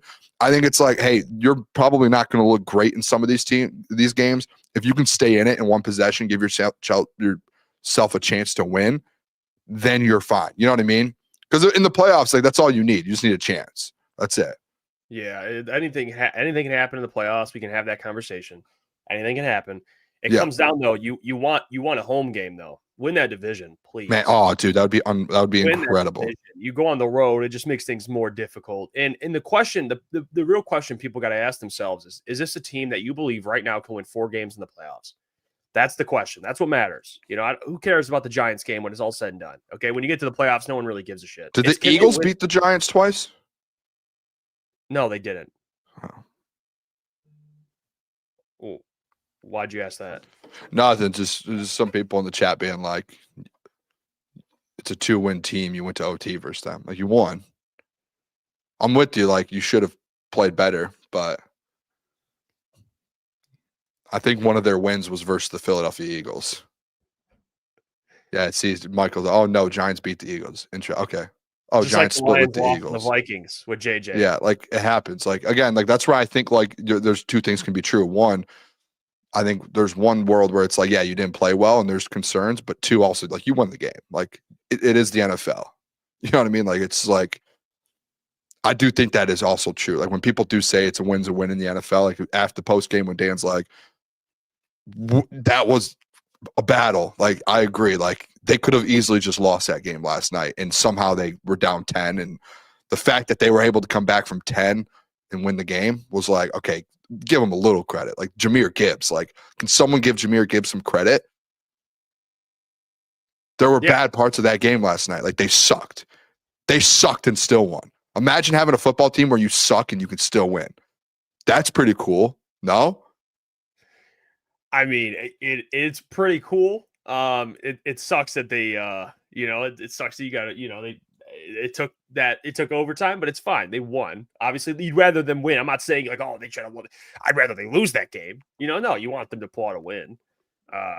Maybe it wasn't the fashion. You probably would prefer they get it done in the actual time. But regulation, but it's okay. Hey, you won the game. It's whatever. Now it's really just onto the Packers and how do they perform this week on Thanksgiving? I mean, that's really what matters. How do they look against the Packers? Which the Packers only won by a score too against the Giants. So I mean, we've talked about this. I think the Giants are a scrappy team. They've played some close games. They've played a lot of close games. They almost beat the Broncos. They beat the Eagles. They played the Packers close. Like I think they got some talent over there. But, I want to just find out over the next stretch of games, to be honest with you, and this is what I've been waiting on forever, is are we just going to keep saying Isaac Tesla is going to get more involved, or is he actually going to get more involved? Because Caleb Raymond just went down, and you don't have Sam Laporta. When are we going to see Isaac Tesla? Like, is that ever going to happen, or are we just going to keep talking about it, and the guy's going to get 1 target? I mean, is this guy going to get more of an opportunity going forward? Because you'd assume that without Caleb Raymond, your wide receiver 3, and you don't have your number 1 tight end, that it leaves plenty of opportunities for a guy you traded up for multiple picks. Like I would assume that you get more Isaac Tesla, but they should be getting more of Isaac Tesla on offense. I think, I mean, if you give up that much capital, there's no reason why, with all the injuries they have, that dude can't get more involved. Okay. It's just, they don't have a guy that can do what Isaac Tesla can do, which is a 6'4", 50-50 ball type of guy. So you give up multiple 3rd-round picks for a dude. Let's see it. All right. Let's see it. Let's see the guy get more involved. J-Mo didn't do anything yesterday. Well, he did have 1 catch, but it got called back.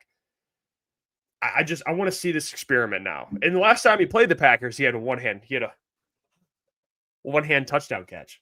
So He did. they're missing that dynamic on offense. They really are. And you saw early in the year the deep receptions that were on the Lions, guys that were catching passes downfield were mostly because of Isaac Tesla. He had like a 50-yard catch, I believe, against the Bears, and then he had the two one-handed touchdown catches, or the one-handed touchdown catch, and he had a one-handed 50-yard touchdown or reception. So I would assume you see more Isaac Tesla with Cleef going down. I don't know what Cleef's injury is, but hopefully it's something long-term. Yeah. What did it say? Did we How many see? pass catchers? You're just losing pass catchers left and right. I don't know. I don't know what he had, what the injury was. Was it a back maybe or ankle? I can't remember. A doctor put it out and said possible left ankle sprain, rolled up on potential high ankle sprain. So yeah, that's not good. That's not good. Yeah, you would think Tesla would start getting some more. I thought 2 weeks ago he was gonna. Honestly, Kenny Galladay, what a throwback. I thought he was going to get more opportunities like 2 weeks ago. And he just they just refused to give him. He's out there. How many times yesterday were we like, Tesla's out there? You said it a couple times. You were like, oh, look, there he is. He had one target. And the one target just wasn't, he didn't really get a good opportunity at it. So you would hope that maybe they just get, I want to see them just put the ball in his hands. Like even if it's a short pass, just find ways to get the guy involved a little bit and see what he can do. Like maybe he's great and we just are never seeing. Like they're just not giving him an opportunity. I don't know. Maybe he's Puka Nacua like people were saying at the beginning of the year. We just haven't got to see it yet. No, yeah, I don't know about that. I don't think he's, because let's be honest here, Boone. If he was that good, the Lions, we think they would just not use him. That's what I'm saying. I mean, that's what it feels like with fans though. Some people are like, some people. I mean, remember at the beginning of the year, people were saying like he's like Puka Nacua. That, which is ridiculous. That was ridiculous, dude. Who was at the forefront of that, calling him Puka Nacua? I don't know. Who said that? I don't know. I got to go back and clip it. I don't know. He's not Puka Nacua. I think people were trying to compare him to Puka because he's like size, speed, everything like that. Which is weird because like Puka's not even a fast guy. He's like a route running. He just gets open and he's a big. I don't know. It doesn't even. Remember after the preseason, everyone was throwing Puka out there, and it was like, come on, man. It's not even. It's not even. It doesn't even make sense. I mean, and I think Isaac's got hands too. I think maybe that's where you can compare him. He's got hands, but they just haven't really given an opportunity yet. So we'll see. Let's see here. People are in the chat. No, let's not do the Meeks over. Jackson Meeks, man. He's no. Jackson Meeks they're thinking about using him at tight end. He's not bad either. But yeah, let's not get into that, dude. We're not doing this. We're not doing this whole Jackson Meeks over Isaac Tesla. We're not doing that. We're not doing it. Coach Walk says people are so quick to criticize draft picks. I think the only reason why people are criticizing it, Coach Walk, is if you trade up 3/3 for a player like Isaac Tesla and Brad praises Isaac and says he's the next big thing, that's probably why people are frustrated. Usually when you trade for a guy in the 3rd round, that's not really someone that takes years to develop. That's not really what that is. You know what I'm saying? You're trading for a player. It's a Kirby Joseph. He's 3rd round. Aleem, 3rd round. Usually you get production out of that guy right away. It's just how it goes. Or at least you get to see right away what he can be. And they haven't really used him. I mean, they're basically treating him like he's like a 5th or 6th round pick. I mean, he's clearly, they felt very, very good about him. And they felt so good about him that they extended Jameson Williams. So that's the other confusing part. Is you basically the confusing part is you traded all that draft capital for someone that will probably never get wide receiver 2 targets. So what does a wide receiver 3 get on this team? Probably 400 or 500 a year. That's what you traded all those picks for. To me, it doesn't really make sense at all, to be honest. I don't know. So that's why it's a little confusing, which I don't blame for being like, well, I don't understand the big picture with Isaac Tesla. I really don't. I think he's a good player, but the role he's going to be in is just confusing to me. I don't know. Yeah. I'm interested if they do use some more, like, what are they going to, how do they approach that? Yeah. It's just, that's to me, the part that's confusing, as I don't know what that looks like for him going forward. I really don't. The Leaf one, man, that's a tough one because Leaf in certain moments, like he's a piece, man. You saw yesterday on like that third down. Oh yeah, I mean he had some catches yesterday. We talked about that. He'll have those games where he gets some, Yeah, when you need him to step up, he does. Now we talked about the rest of the schedule, but they have 6 games left. They have Green Bay, Dallas, LA, Pittsburgh, Minnesota, Chicago. What's that record look like now? What do we think over the stretch of games? They have Green Bay. They have 2 home games, 3 home games, 3 home games, 3 away games. In Minnesota, in Chicago, and in LA for the road games. You're going to hate what I say. What? I think they sweep the division. I think they beat Green Bay on Thursday. I do. I think they find a way to win Thursday at home. I think they beat Dallas at home. I think this home stretch they go 3-0. Let me guess, 5-1. I think they lose to the Rams, and then I think Pittsburgh. The Bears just beat Pittsburgh. I think Pittsburgh's kind of a little bit on a downslope right now. And then Minnesota, you've already lost to them once. And then I think it comes down to week 18 when you're sitting there versus the Bears. There's a chance it could be for the division.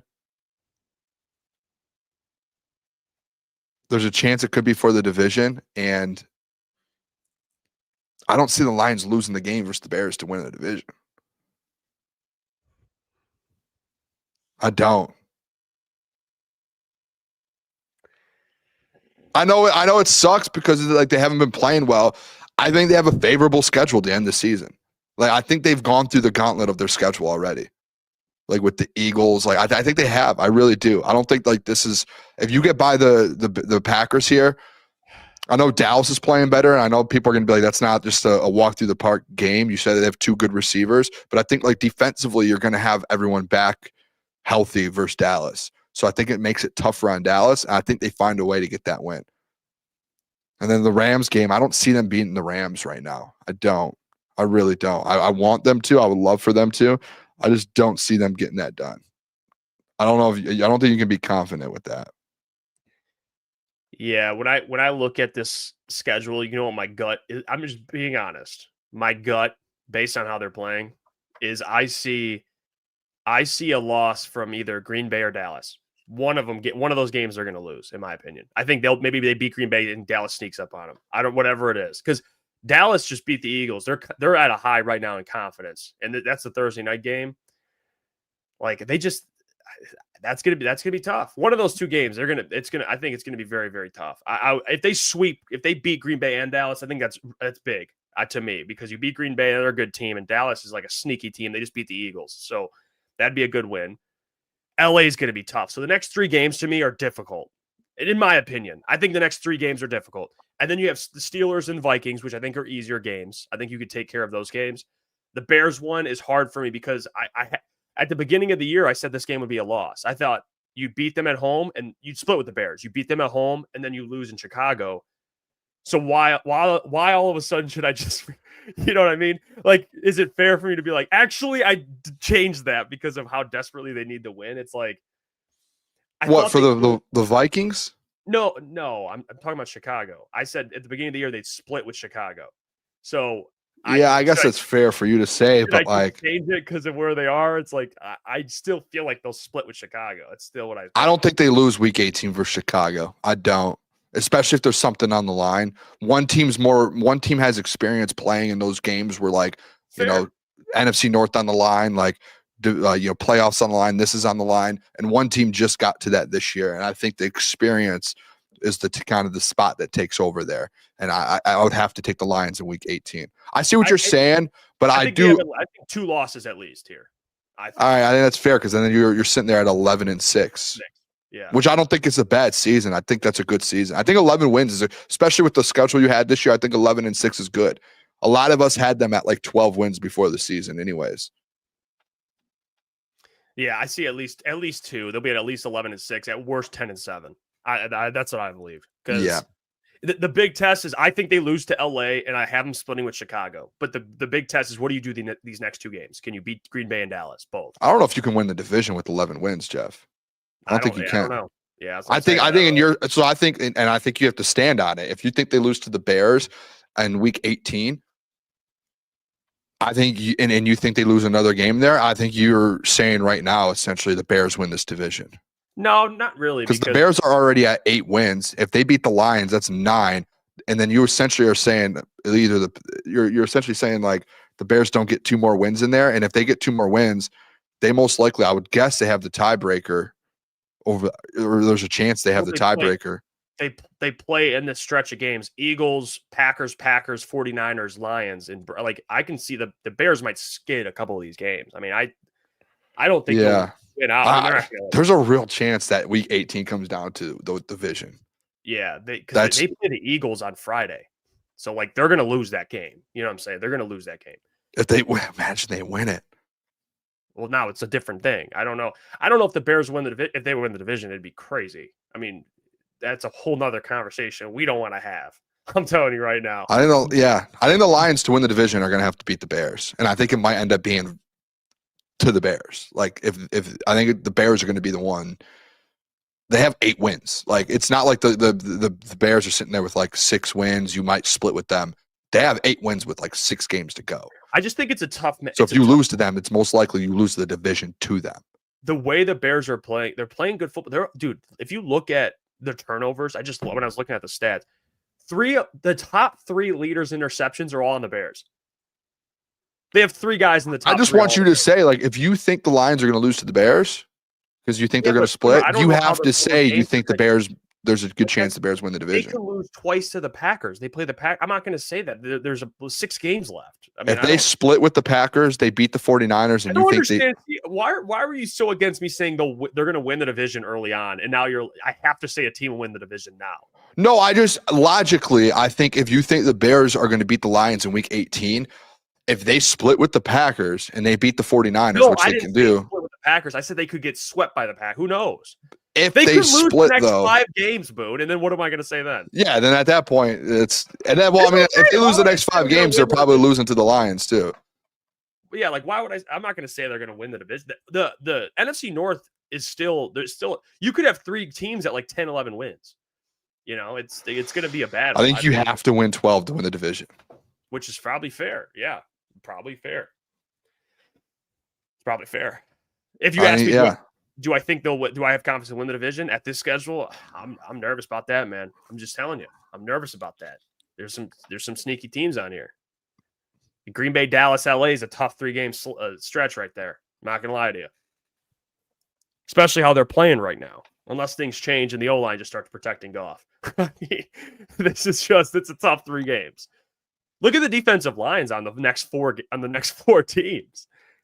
I mean, Micah, Rashawn. It is. It's tough, man. You got to find a way to win, man. I don't know what to say here. This is a really tough spot that the Lions are in. In the next 2 weeks, you have to win. I think if you want to win the division, you have to win these next 2 games. Yeah, because you're gonna be stuck in a spot, dude. Where, and I hate to you're really gonna be stuck in a spot where you're gonna have to hope if you lose one of these next 2 games, it's gonna be a struggle versus the Rams. You're gonna have to hope that the Bears lose or the Packers lose. You know, you're gonna have to hope. Yeah, at that point, you don't control your destiny. Is it even good if the Packers sweep the Bears? Because then that's 2 wins stacked up right there. Yeah, you're in the fact that the Bears have 8 wins right now, it's really put you in a predicament to where you have to just win out. You have to go out there and win.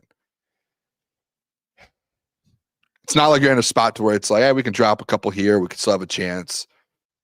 No, you have to go out there and win. You know, you can only afford maybe 1, maybe 2 losses. Klotz just said the fact we are asking ourselves this, but the Chicago Bears are 8 wins should speak a lot for people who think this team can win a Super Bowl. By the way, Klotz, are they still in a rebuild? I'm just asking you. Yeah, no. Well, by the way, Klotz, this comment makes no sense because the Bears having 8 wins and the Lions Super Bowl contenders, that doesn't coincide. That doesn't. That's not 1 + 1 = 2. That makes no sense. The Bears are just having a good season. Yeah, because Klotz was all on my ass about this Bears. I'm just wondering where Klotz's take on that is. He was on my ass about saying the Bears are going to be way better this year with Ben Johnson. He actually was. He was like, it's a On my ass. rebuild. He did keep saying it's a rebuild. We tried to tell him a million times it wasn't a rebuild. The Klotz over there. It's a rebuild. It ain't. Klotz ain't no rebuild. Yeah, when you have a roster already, it's not a rebuild. Klotz said, look at the situation the Lions Yeah, are in. that's fine. You could say that, but you can't be like the Bears have 8 wins, so the Lions aren't Super Bowl contenders. Well, how does that make sense? Because the Bears are good. The reality is the division. That makes no sense. This is why the window thing is real, because it's not just about your team in a window. It's about what other teams are doing around the league. The NFC a couple years ago did not look like this. You know, it looked a lot different. That's what happens in the NFL over time, dude. Teams come out of nowhere and become good. It's why, like, you got to capitalize on the moment when you're at the top, because all of a sudden, here come the Bears out of nowhere. Yeah, but the Bears aren't like, if we're talking about fake contender, like no one's put the Bears in contenders. For the future. For the future, yeah, the future for sure. Yeah. But I'm saying, like, this is why it's like sucks. All of a sudden, the last 2 years, it's like, you know, Packers were mid, Bears sucked, the Vikings always had Sam Darnold. Now it's like we're in a different equation now. Packers are good. They have Micah Parsons. Bears had half figured it out. It's like division is always going to change. It's like the Bills, man. Look at the Bills are dominating that division. Now here comes Drake May. It's like shit just changes. Well, the Klotz, by the way, Klotz is like, that was my point. Klotz, you literally just put in there, you said the Lions aren't Super Bowl contenders because the Bears have 8 wins. That makes no sense. The Lions are Super Bowl contenders still. The Bears are just a fraud 8-win team. They're gonna have a chance, and like Jesse's like, you're speaking out of both sides of your mouth. The Bears have 8 wins. They have a chance to win the division. That doesn't make them Super Bowl contenders, though. You can win a division and still be a fraud. Like the Panthers, Jeff, what's crazy, if they win tonight, they're in the lead in their division. Just because they're winning their division doesn't mean I think they're Super Bowl contenders. It's a simple equation. Bears, very simple equation. Overachieving this year. They have a weaker schedule, which is true, but they're overachieving. I don't look at them as a team that can make. Like if the Bears won the division and you're in a wild card game and you have to play the Bears, Jeff, I love that. Like I would love to play the Bears in the playoffs. That's a win. You're beating them. I would rather play the Bears in the playoffs than playing the Eagles. You see what I'm saying? Like, like, so what are we talking about here? Would you rather it's so different, dude. It's so different. Would you rather play the Seahawks than the Eagles? By the way, you saying the Seahawks aren't contenders is it's ridiculous, dude. Hey, they almost lost this past weekend. They were up by a lot. Did they? They did not. Klotz, I get what you're saying. You just said it wrong the first time. That's it. Like, it's fine. I get what you're saying. You typed it wrong the first time. Hey, those Tennessee Titans scored 21 in the second half. Come on, that bro. Great defense with Cam Ward. That defense is great, dude. The Seahawks is really good. No, I'm just messing with you. Cam Ward. Oh yeah. Hey, by the way, how can you be a contender with Sam Darnold as your quarterback? Did you see that throw that Sam Darnold had to JSN yesterday? That man, I watched that. I went home and watched that like 10 times because he just like, it wasn't even like he put no effort into it. He just boop, and it just like dropped in the pocket. It was incredible. It was incredible. Hey, if we're talking about throws, you see Shedeur Sanders' throw, 50-yard. Rolling out of the pocket. That was impressive. That was good. You know what? Can we at least say this? I'm not trying. I'm just talking to, like, honestly, Kevin Stefanski. This is to Kevin Stefanski. You've watched Dylan Gabriel over the last, handful of games. What has he had? 6 games.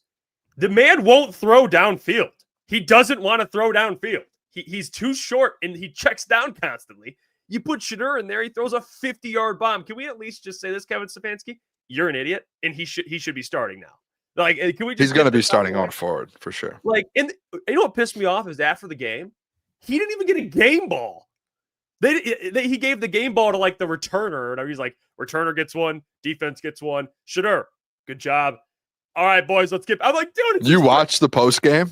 Yeah, and of course you did. This is what's ridiculous, dude. He's the only quarterback over the last 40 that started in their first game, and they all lost but him. And he didn't get a freaking game ball. It's good that he has Myles Garrett on the other side. Good for him, man. Oh my gosh, dude! And by the way, Jerry Jeudy's his #1 receiver. That guy sucks. He fumbled. He fumbled a 40-yard catch. That's 40 yards. Shedeur didn't get yesterday. He fumbled it. He fumbled it, bro. Did you see that play? Well, if you fumble it, he still gets the yards. If you catch it and fumble, yeah, you're trying to give him 40 more yards. He's still got the yards. You get the point. That's his number one receiver. I appreciate that. I gotta respect you going out there and finding every little detail. It was actually a catch. Now that I think about it. But yeah. Anyway, but it was ridiculous. That's his number one receiver. Frickin' Jerry Jeudy, bro. Like, yeah. I'll tell you what. I never hated on Shador until a couple weeks ago, and I think I told you. I said I'm getting off the Shador band. I think he just sucks because they weren't playing him, and I was a week too late or a week too early because then a week later he starts and he does this. So yeah, no, that's on me. I will say this though. I'm gonna tell you what. Maybe this is the old man in me, but Shador's post game being like, "Wait till you see what I do with the full off season," and him like, I'm like, dude. Like, you just had a good game. A lot of people are starting to like you again. Why have that post game? I watched that and I cringed. I was like, oh. But 9 doesn't make you cringe. No, 9 does. I just play into it. It makes me cringe too. I think both of them do. I think both are like, ugh. Like the 9, that face that JJ McCarthy made was like, what are you doing, bro? Like, that's the worst. But like, dude, can we play it? Do you have it? Let me find it, dude. It was just like I was just like, dude, like I'm like, come on, dude. Dude, Shador Sanders had one week throwing to the starters, and he played actually pretty good. He played pretty well. I mean, he didn't have a great, amazing game, but he looked good for 1 week. So it's like I would like to see him with an off season. I mean, if he got reps like Dylan Gabriel got all the reps and stinks. So it's like Klotz is in there. You are on the stand too, Klotz, thinking Shador Sanders just stinks, man. I mean, this guy gets 1 week with the starters. I gotta find this, dude. There was just one. I saw him do like a couple interviews yesterday. All were good. There was just one where I was like, come on, dude. Like you. He says he ate the answer. Well, hey, by the way, the last 40 QBs to start in the first game weren't the answer. They didn't win. So I'm just saying, he won. So before we get to like being the answer, how about the Browns just enjoy a quarterback who can actually throw downfield? And you know, they look like they won a game, and whatever it is. Okay.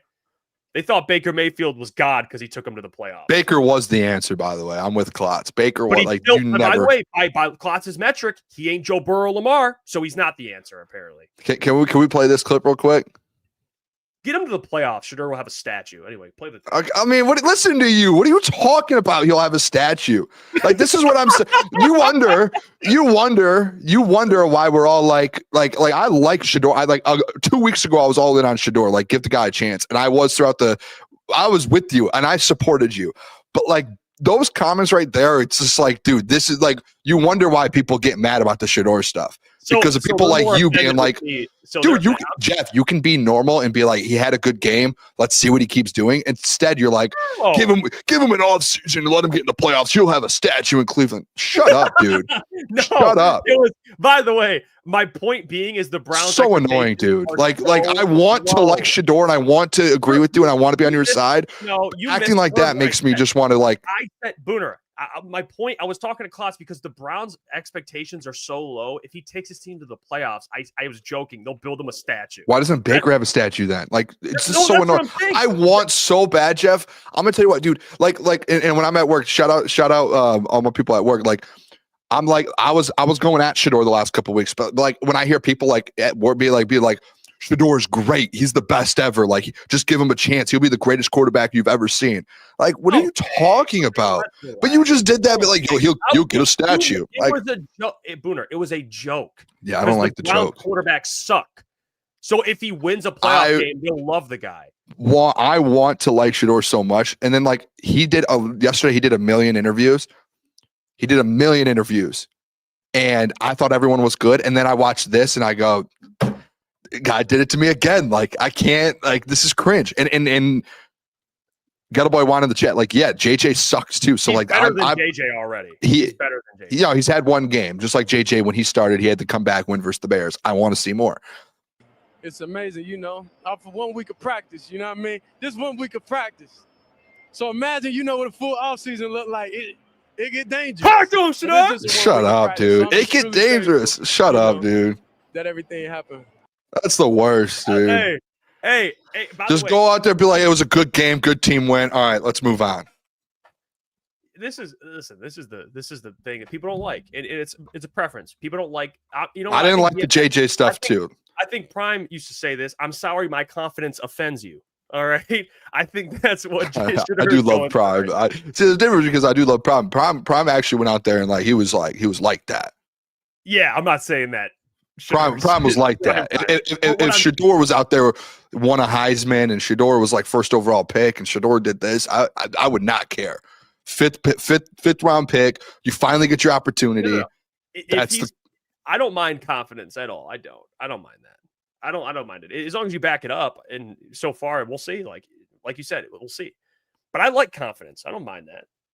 You know, that's just who he is, man. He's just being himself. Like, that's just who he is. You know, it's how he was at Colorado when he was playing. So what's crazy, though, is like when JJ did this a couple weeks ago, you're like, this sucks. Like, he sucks. Everyone in the chat was like, like this. Like, but now Shedeur's like the confidence. Oh, I just like the confidence now. Like, shut up, dude. No, that's not. Double standards is the worst thing of all time in sports. Shedeur has been like this since Colorado. JJ has never been 9. Like, he's not over here flexing and being cocky and confident. Who cares? It seems like who cares? This is a double standard for you. You like one player, so you're going to like the confidence, and you're going to be okay with it. The other player you don't like, and you're going to think it's cringe. They're both cringe. That way forever. They're both cringe. They both are. When you're not like an MVP quarterback acting like that, and you're not winning a Super Bowl acting like that, that's not good. I don't like it. If he went and won an MVP and won a Super Bowl, and he go ahead, act as confident as you want. After one game in the NFL, you don't need to do that. Okay.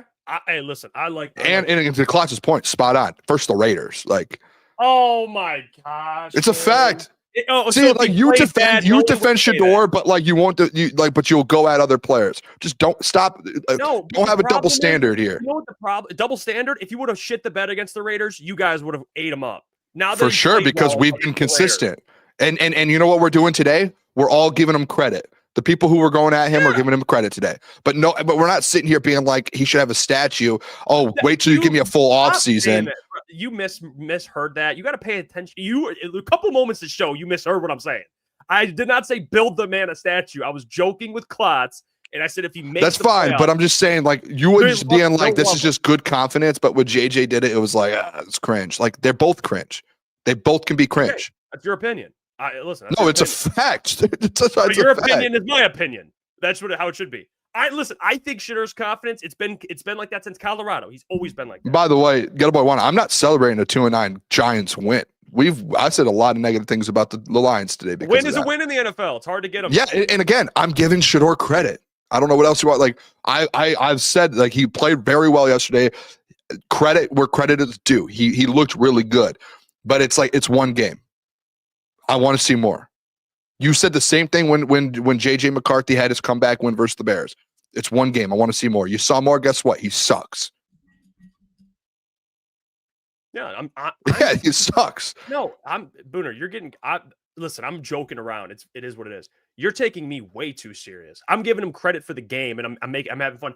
Clearly, Shedeur's not going to be a Hall of Famer, all-time great. Chill out. All right. All I'm saying is he played well against the Raiders. When you guys all said the guy sucked ass last week, so I'm saying, and I picked the Browns and pick them to win.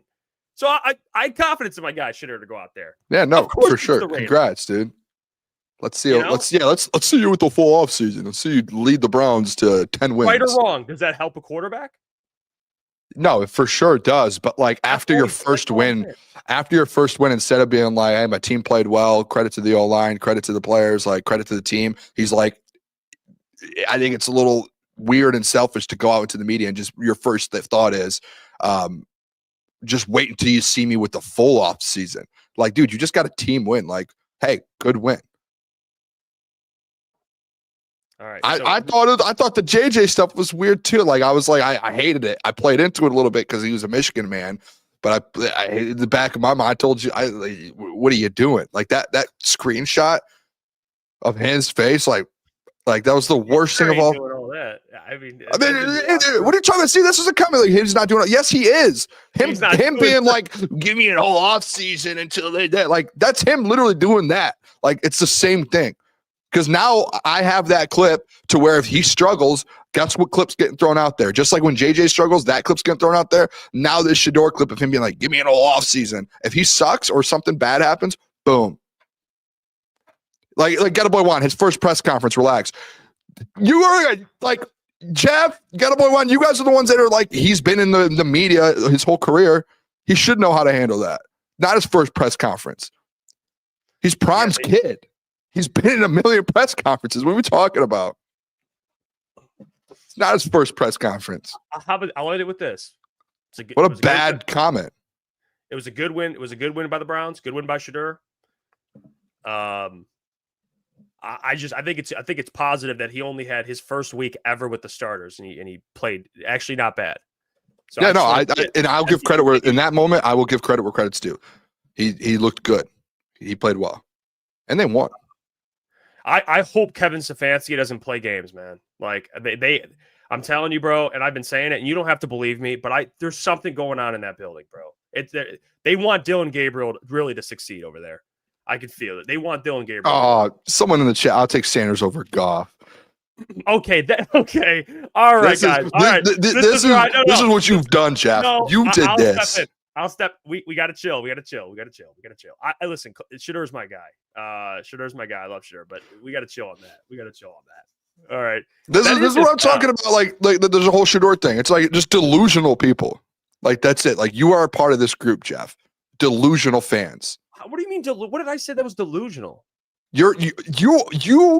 It's like right now, like you are like the head of like a company, and it's all people underneath that. It's just all people who love Shedeur, and it's like you're sitting there going, yeah, and then they're like, give me him over Jared Goff, and you're like, yeah. No, it's like Wolf of Wall Street, and you're just the leader of it, dude. And I can't handle it.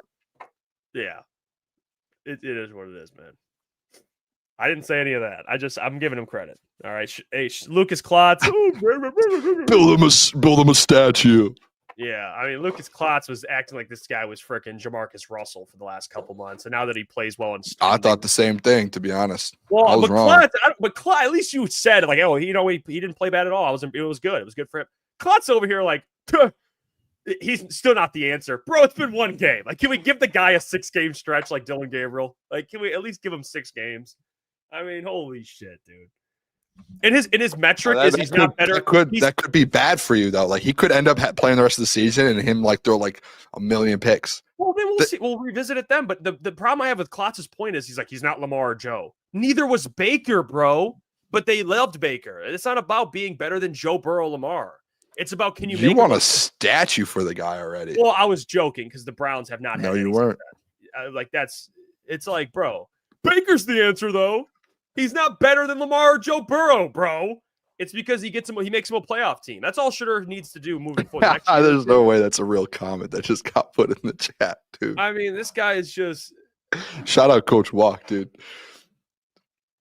God, Klotz, he's not better than Joe or Lamar. They're top 5 quarterbacks, Lucas.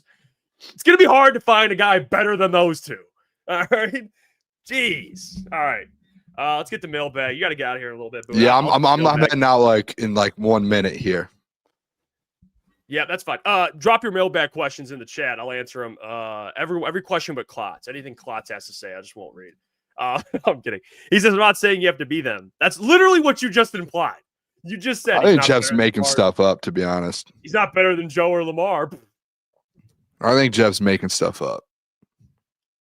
You have to be good enough to have your team stay in the game with those guys. Well, okay, so you already know for a fact Shedeur will never be able to do that. It's a dumb comment. Tell you what. They don't have anyone else that can do it, so at least we'll see if Shedeur can do it. Arch Manning, wait till Arch comes out. Yeah, I don't know about Arch Manning, man. I'm just going to say that too. Fernando Mendoza. That's... Lenore Sellers. By the way, he's been ass. That was a guy that people were telling me top 5 pick. Yeah, quarterbacks next year suck. Jay Hart, mailbag. Do more morning shows rather than listen to y'all in the morning versus that other morning show. Well, by the way, it's tough. I mean, we want to eventually make it full-time morning show, but it just depends on really the scheduling. I mean, we'll have more shows in the future. We'll tell you guys beforehand when we go live in the morning. But Yeah. don't worry. Eventually, we do want to. All right, guys. Thanks. All right, Boone. I'll catch you. See you Love later. you guys. I'll see you guys later. All right. Peace. By the way, Klotz, really, dude, you think he's the answer? I never said he was the answer, but I said he is the most intriguing of anyone they've had since Baker. I'll tell you that. The most intriguing. So, and you cannot argue that. It's like, okay, maybe they got something here. Adam, let's see. If Lions go to LA and lose 27-24, how would you react? I wouldn't be as upset. I mean, I think taking it down to the wire with the Rams would be a positive. I don't think anyone would expect them to win that game. There's a difference. But I think it'd be positive. If they battled with the Rams, I think the only negative would be if they got their ass whooped in LA. If they got their ass whooped in LA, now we're in a different we're having a different conversation. That's how I feel. You know? That's how I feel. So I would think that would be okay. If they went all down to the wire with the Rams, I'd be hype about that. I'd be cool with that for sure. Shift God says, I don't think the Lions need to draft another quarterback again after what happened with Hooker. Well, here's the thing, guys. You know what? This is something I've been thinking about. People have been commenting a lot lately about drafting a quarterback. I've seen it so much, which is kind of surprising. I think people are just over the fact that Goff can't move. So that's why everyone wants a quarterback. But let's really think about this. All right. Brad Holmes has nailed a lot of positions. We've never seen him take a quarterback besides Hendon Hooker, and he was involved in the process to get Jared Goff, but he was the number 1 overall pick. So unless you're picking one and you have a layup pick, or at least someone that's a can't miss prospect, how do we know Brad can even draft a quarterback? I mean, seriously. We don't even know that. So I don't know, man. It's like you want him to draft a quarterback, but I don't know. Quarterback's the hardest position to get right. So hard, especially if you don't have a top 10 pick. I mean, the Giants got really lucky. They got Jackson Dart late in the first. You know, you'll have your instances where you get a Dak in like the 3rd or 4th round, Jalen Hurts in the 2nd round. You know, you'll have instances like that, but it's a hard position to get right. Mahomes goes top 15. It's a hard position to get right, and I'm telling you, be careful what you wish for. Would you rather draft a quarterback and have him sit for 3 years, or would you rather draft a starting left tackle? You'd say quarterback, obviously, but how do we know he's even good? You know, it's like they're trying to win a Super Bowl. Lukas, should earn the 5th. Yeah. Best 5th round pick in NFL history, I would argue. Shimo, we have to draft O-line again next year. Yeah, no question. No question. They gotta draft. Use every single pick on an offensive lineman. Please do it. I'm joking, but please do it. And honestly, to Lucas's point, they should have got his boy Josh Simmons. Klotz was right. See, I'll admit it, Klotz. I'll admit it. I'm not even going to mention that the guy was MIA for half the season. But I'm going to be a good friend here and give you credit. Josh Simmons, they should have drafted him.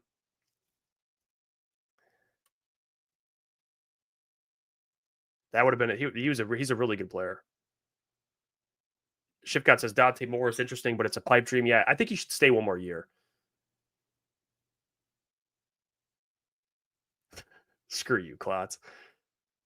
This guy just won't admit. And by the way, you still haven't said anything about the Bears, Klotz. Waiting on that one. Kevin O'Connell, any quarterback. If yes, any quarterback, they'll win games. Doesn't matter who the quarterback is. Get out of here, man. I knew the Bears would be better than the Vikings. I told you that, Klotz. Told you that repeatedly. Kevin O'Connell, Kevin O'Connell, Kevin O'Connell. Telling you, you were wrong. Quarterback matters. Kevin O'Connell isn't he's not walking on water, man. He's a human. He puts his pants on just like you do every morning. Okay, if he doesn't have a good quarterback, he's not good. All right. That's what it is with every coach. You need a good quarterback, man. Even if it's Sam Darnold. He's not great, but at least Sam can win some games. JJ sucks. So Kevin O'Connell, by that, is going to suck and struggle. God. Let's see. Adam. Outside of Super Bowl last year's Eagles team limited Hurts, played defense around the ball, even when it didn't work, and the Lions do the same with Goff. The problem is that defense was elite. And they were able to, basically ruin the day for Patrick Mahomes. Now, here's the problem, though. They ran the ball really well in the playoffs. But the thing that was the big difference in the Super Bowl is Jalen Hurts threw all over the Chiefs. Like, their offensive line was really good. And that's the problem. Like, this offensive line is nothing compared to what the Eagles had last year. It's not. So, yeah, I don't know about that one. I get what you're trying to say. Like, Jahmyr Gibbs carries him in the playoffs, and then maybe Goff has a big game in the Super Bowl. But, man, this offensive line is not what that offensive line was.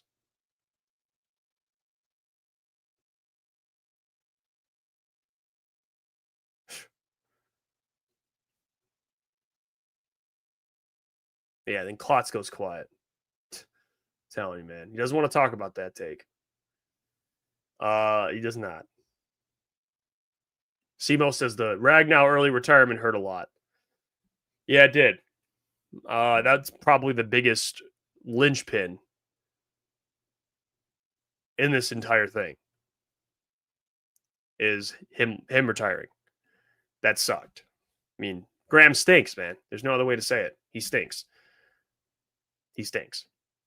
So they're in a tough spot. All the hopes are on Miles Frazier. Which I actually don't think he'll be a bad player, but he's not going to save this whole offensive line. He's just not, man. I mean, that's a lot of pressure to put on a rookie. I mean, that is a lot of pressure to put on a rookie. To come in, missed half of the season, and now all of a sudden he's going to save this whole O-line. Even though they'll still have a problem at center.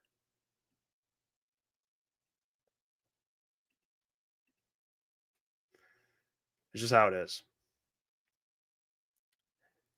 Silence says, Lucas, quote, we have seen Goff ceiling Klotz. I mean, let's be real here. I know this is while I have Klotz's back. Do we believe Goff can win MVP one day? And I'm genuinely asking. Because last year would have been the year for him to win MVP. He balled out. He had 37 TDs, 12 picks. Do we think Goff will win MVP one day? Because last year he had 37 TDs, 12 picks, and almost 5,000 yards. Do we think he gets more than that? That's a really good ceiling, by the way. I'm not saying it's a bad ceiling. But I think that's what Klotz is trying to say. Like, that MVP, that top 4 or 5 MVP year is probably what he is, which is really good, by the way. But I think that's what he's trying to say. Like, I think Goff is pretty much what he is, which is a very good quarterback. Like, this year he has 23 through 11. I mean, he's on pace for another 30 TDs. That's about what he's giving you, man. Like, that's what he is. That's what he is. Which is good. I'm not saying that's bad. That's good. You'll take that. It's not too many quarterbacks that can do that year in and year out. Throw for 30 TDs. You know what I'm saying? He does that. He's about to do it 3 seasons in a row. Really good.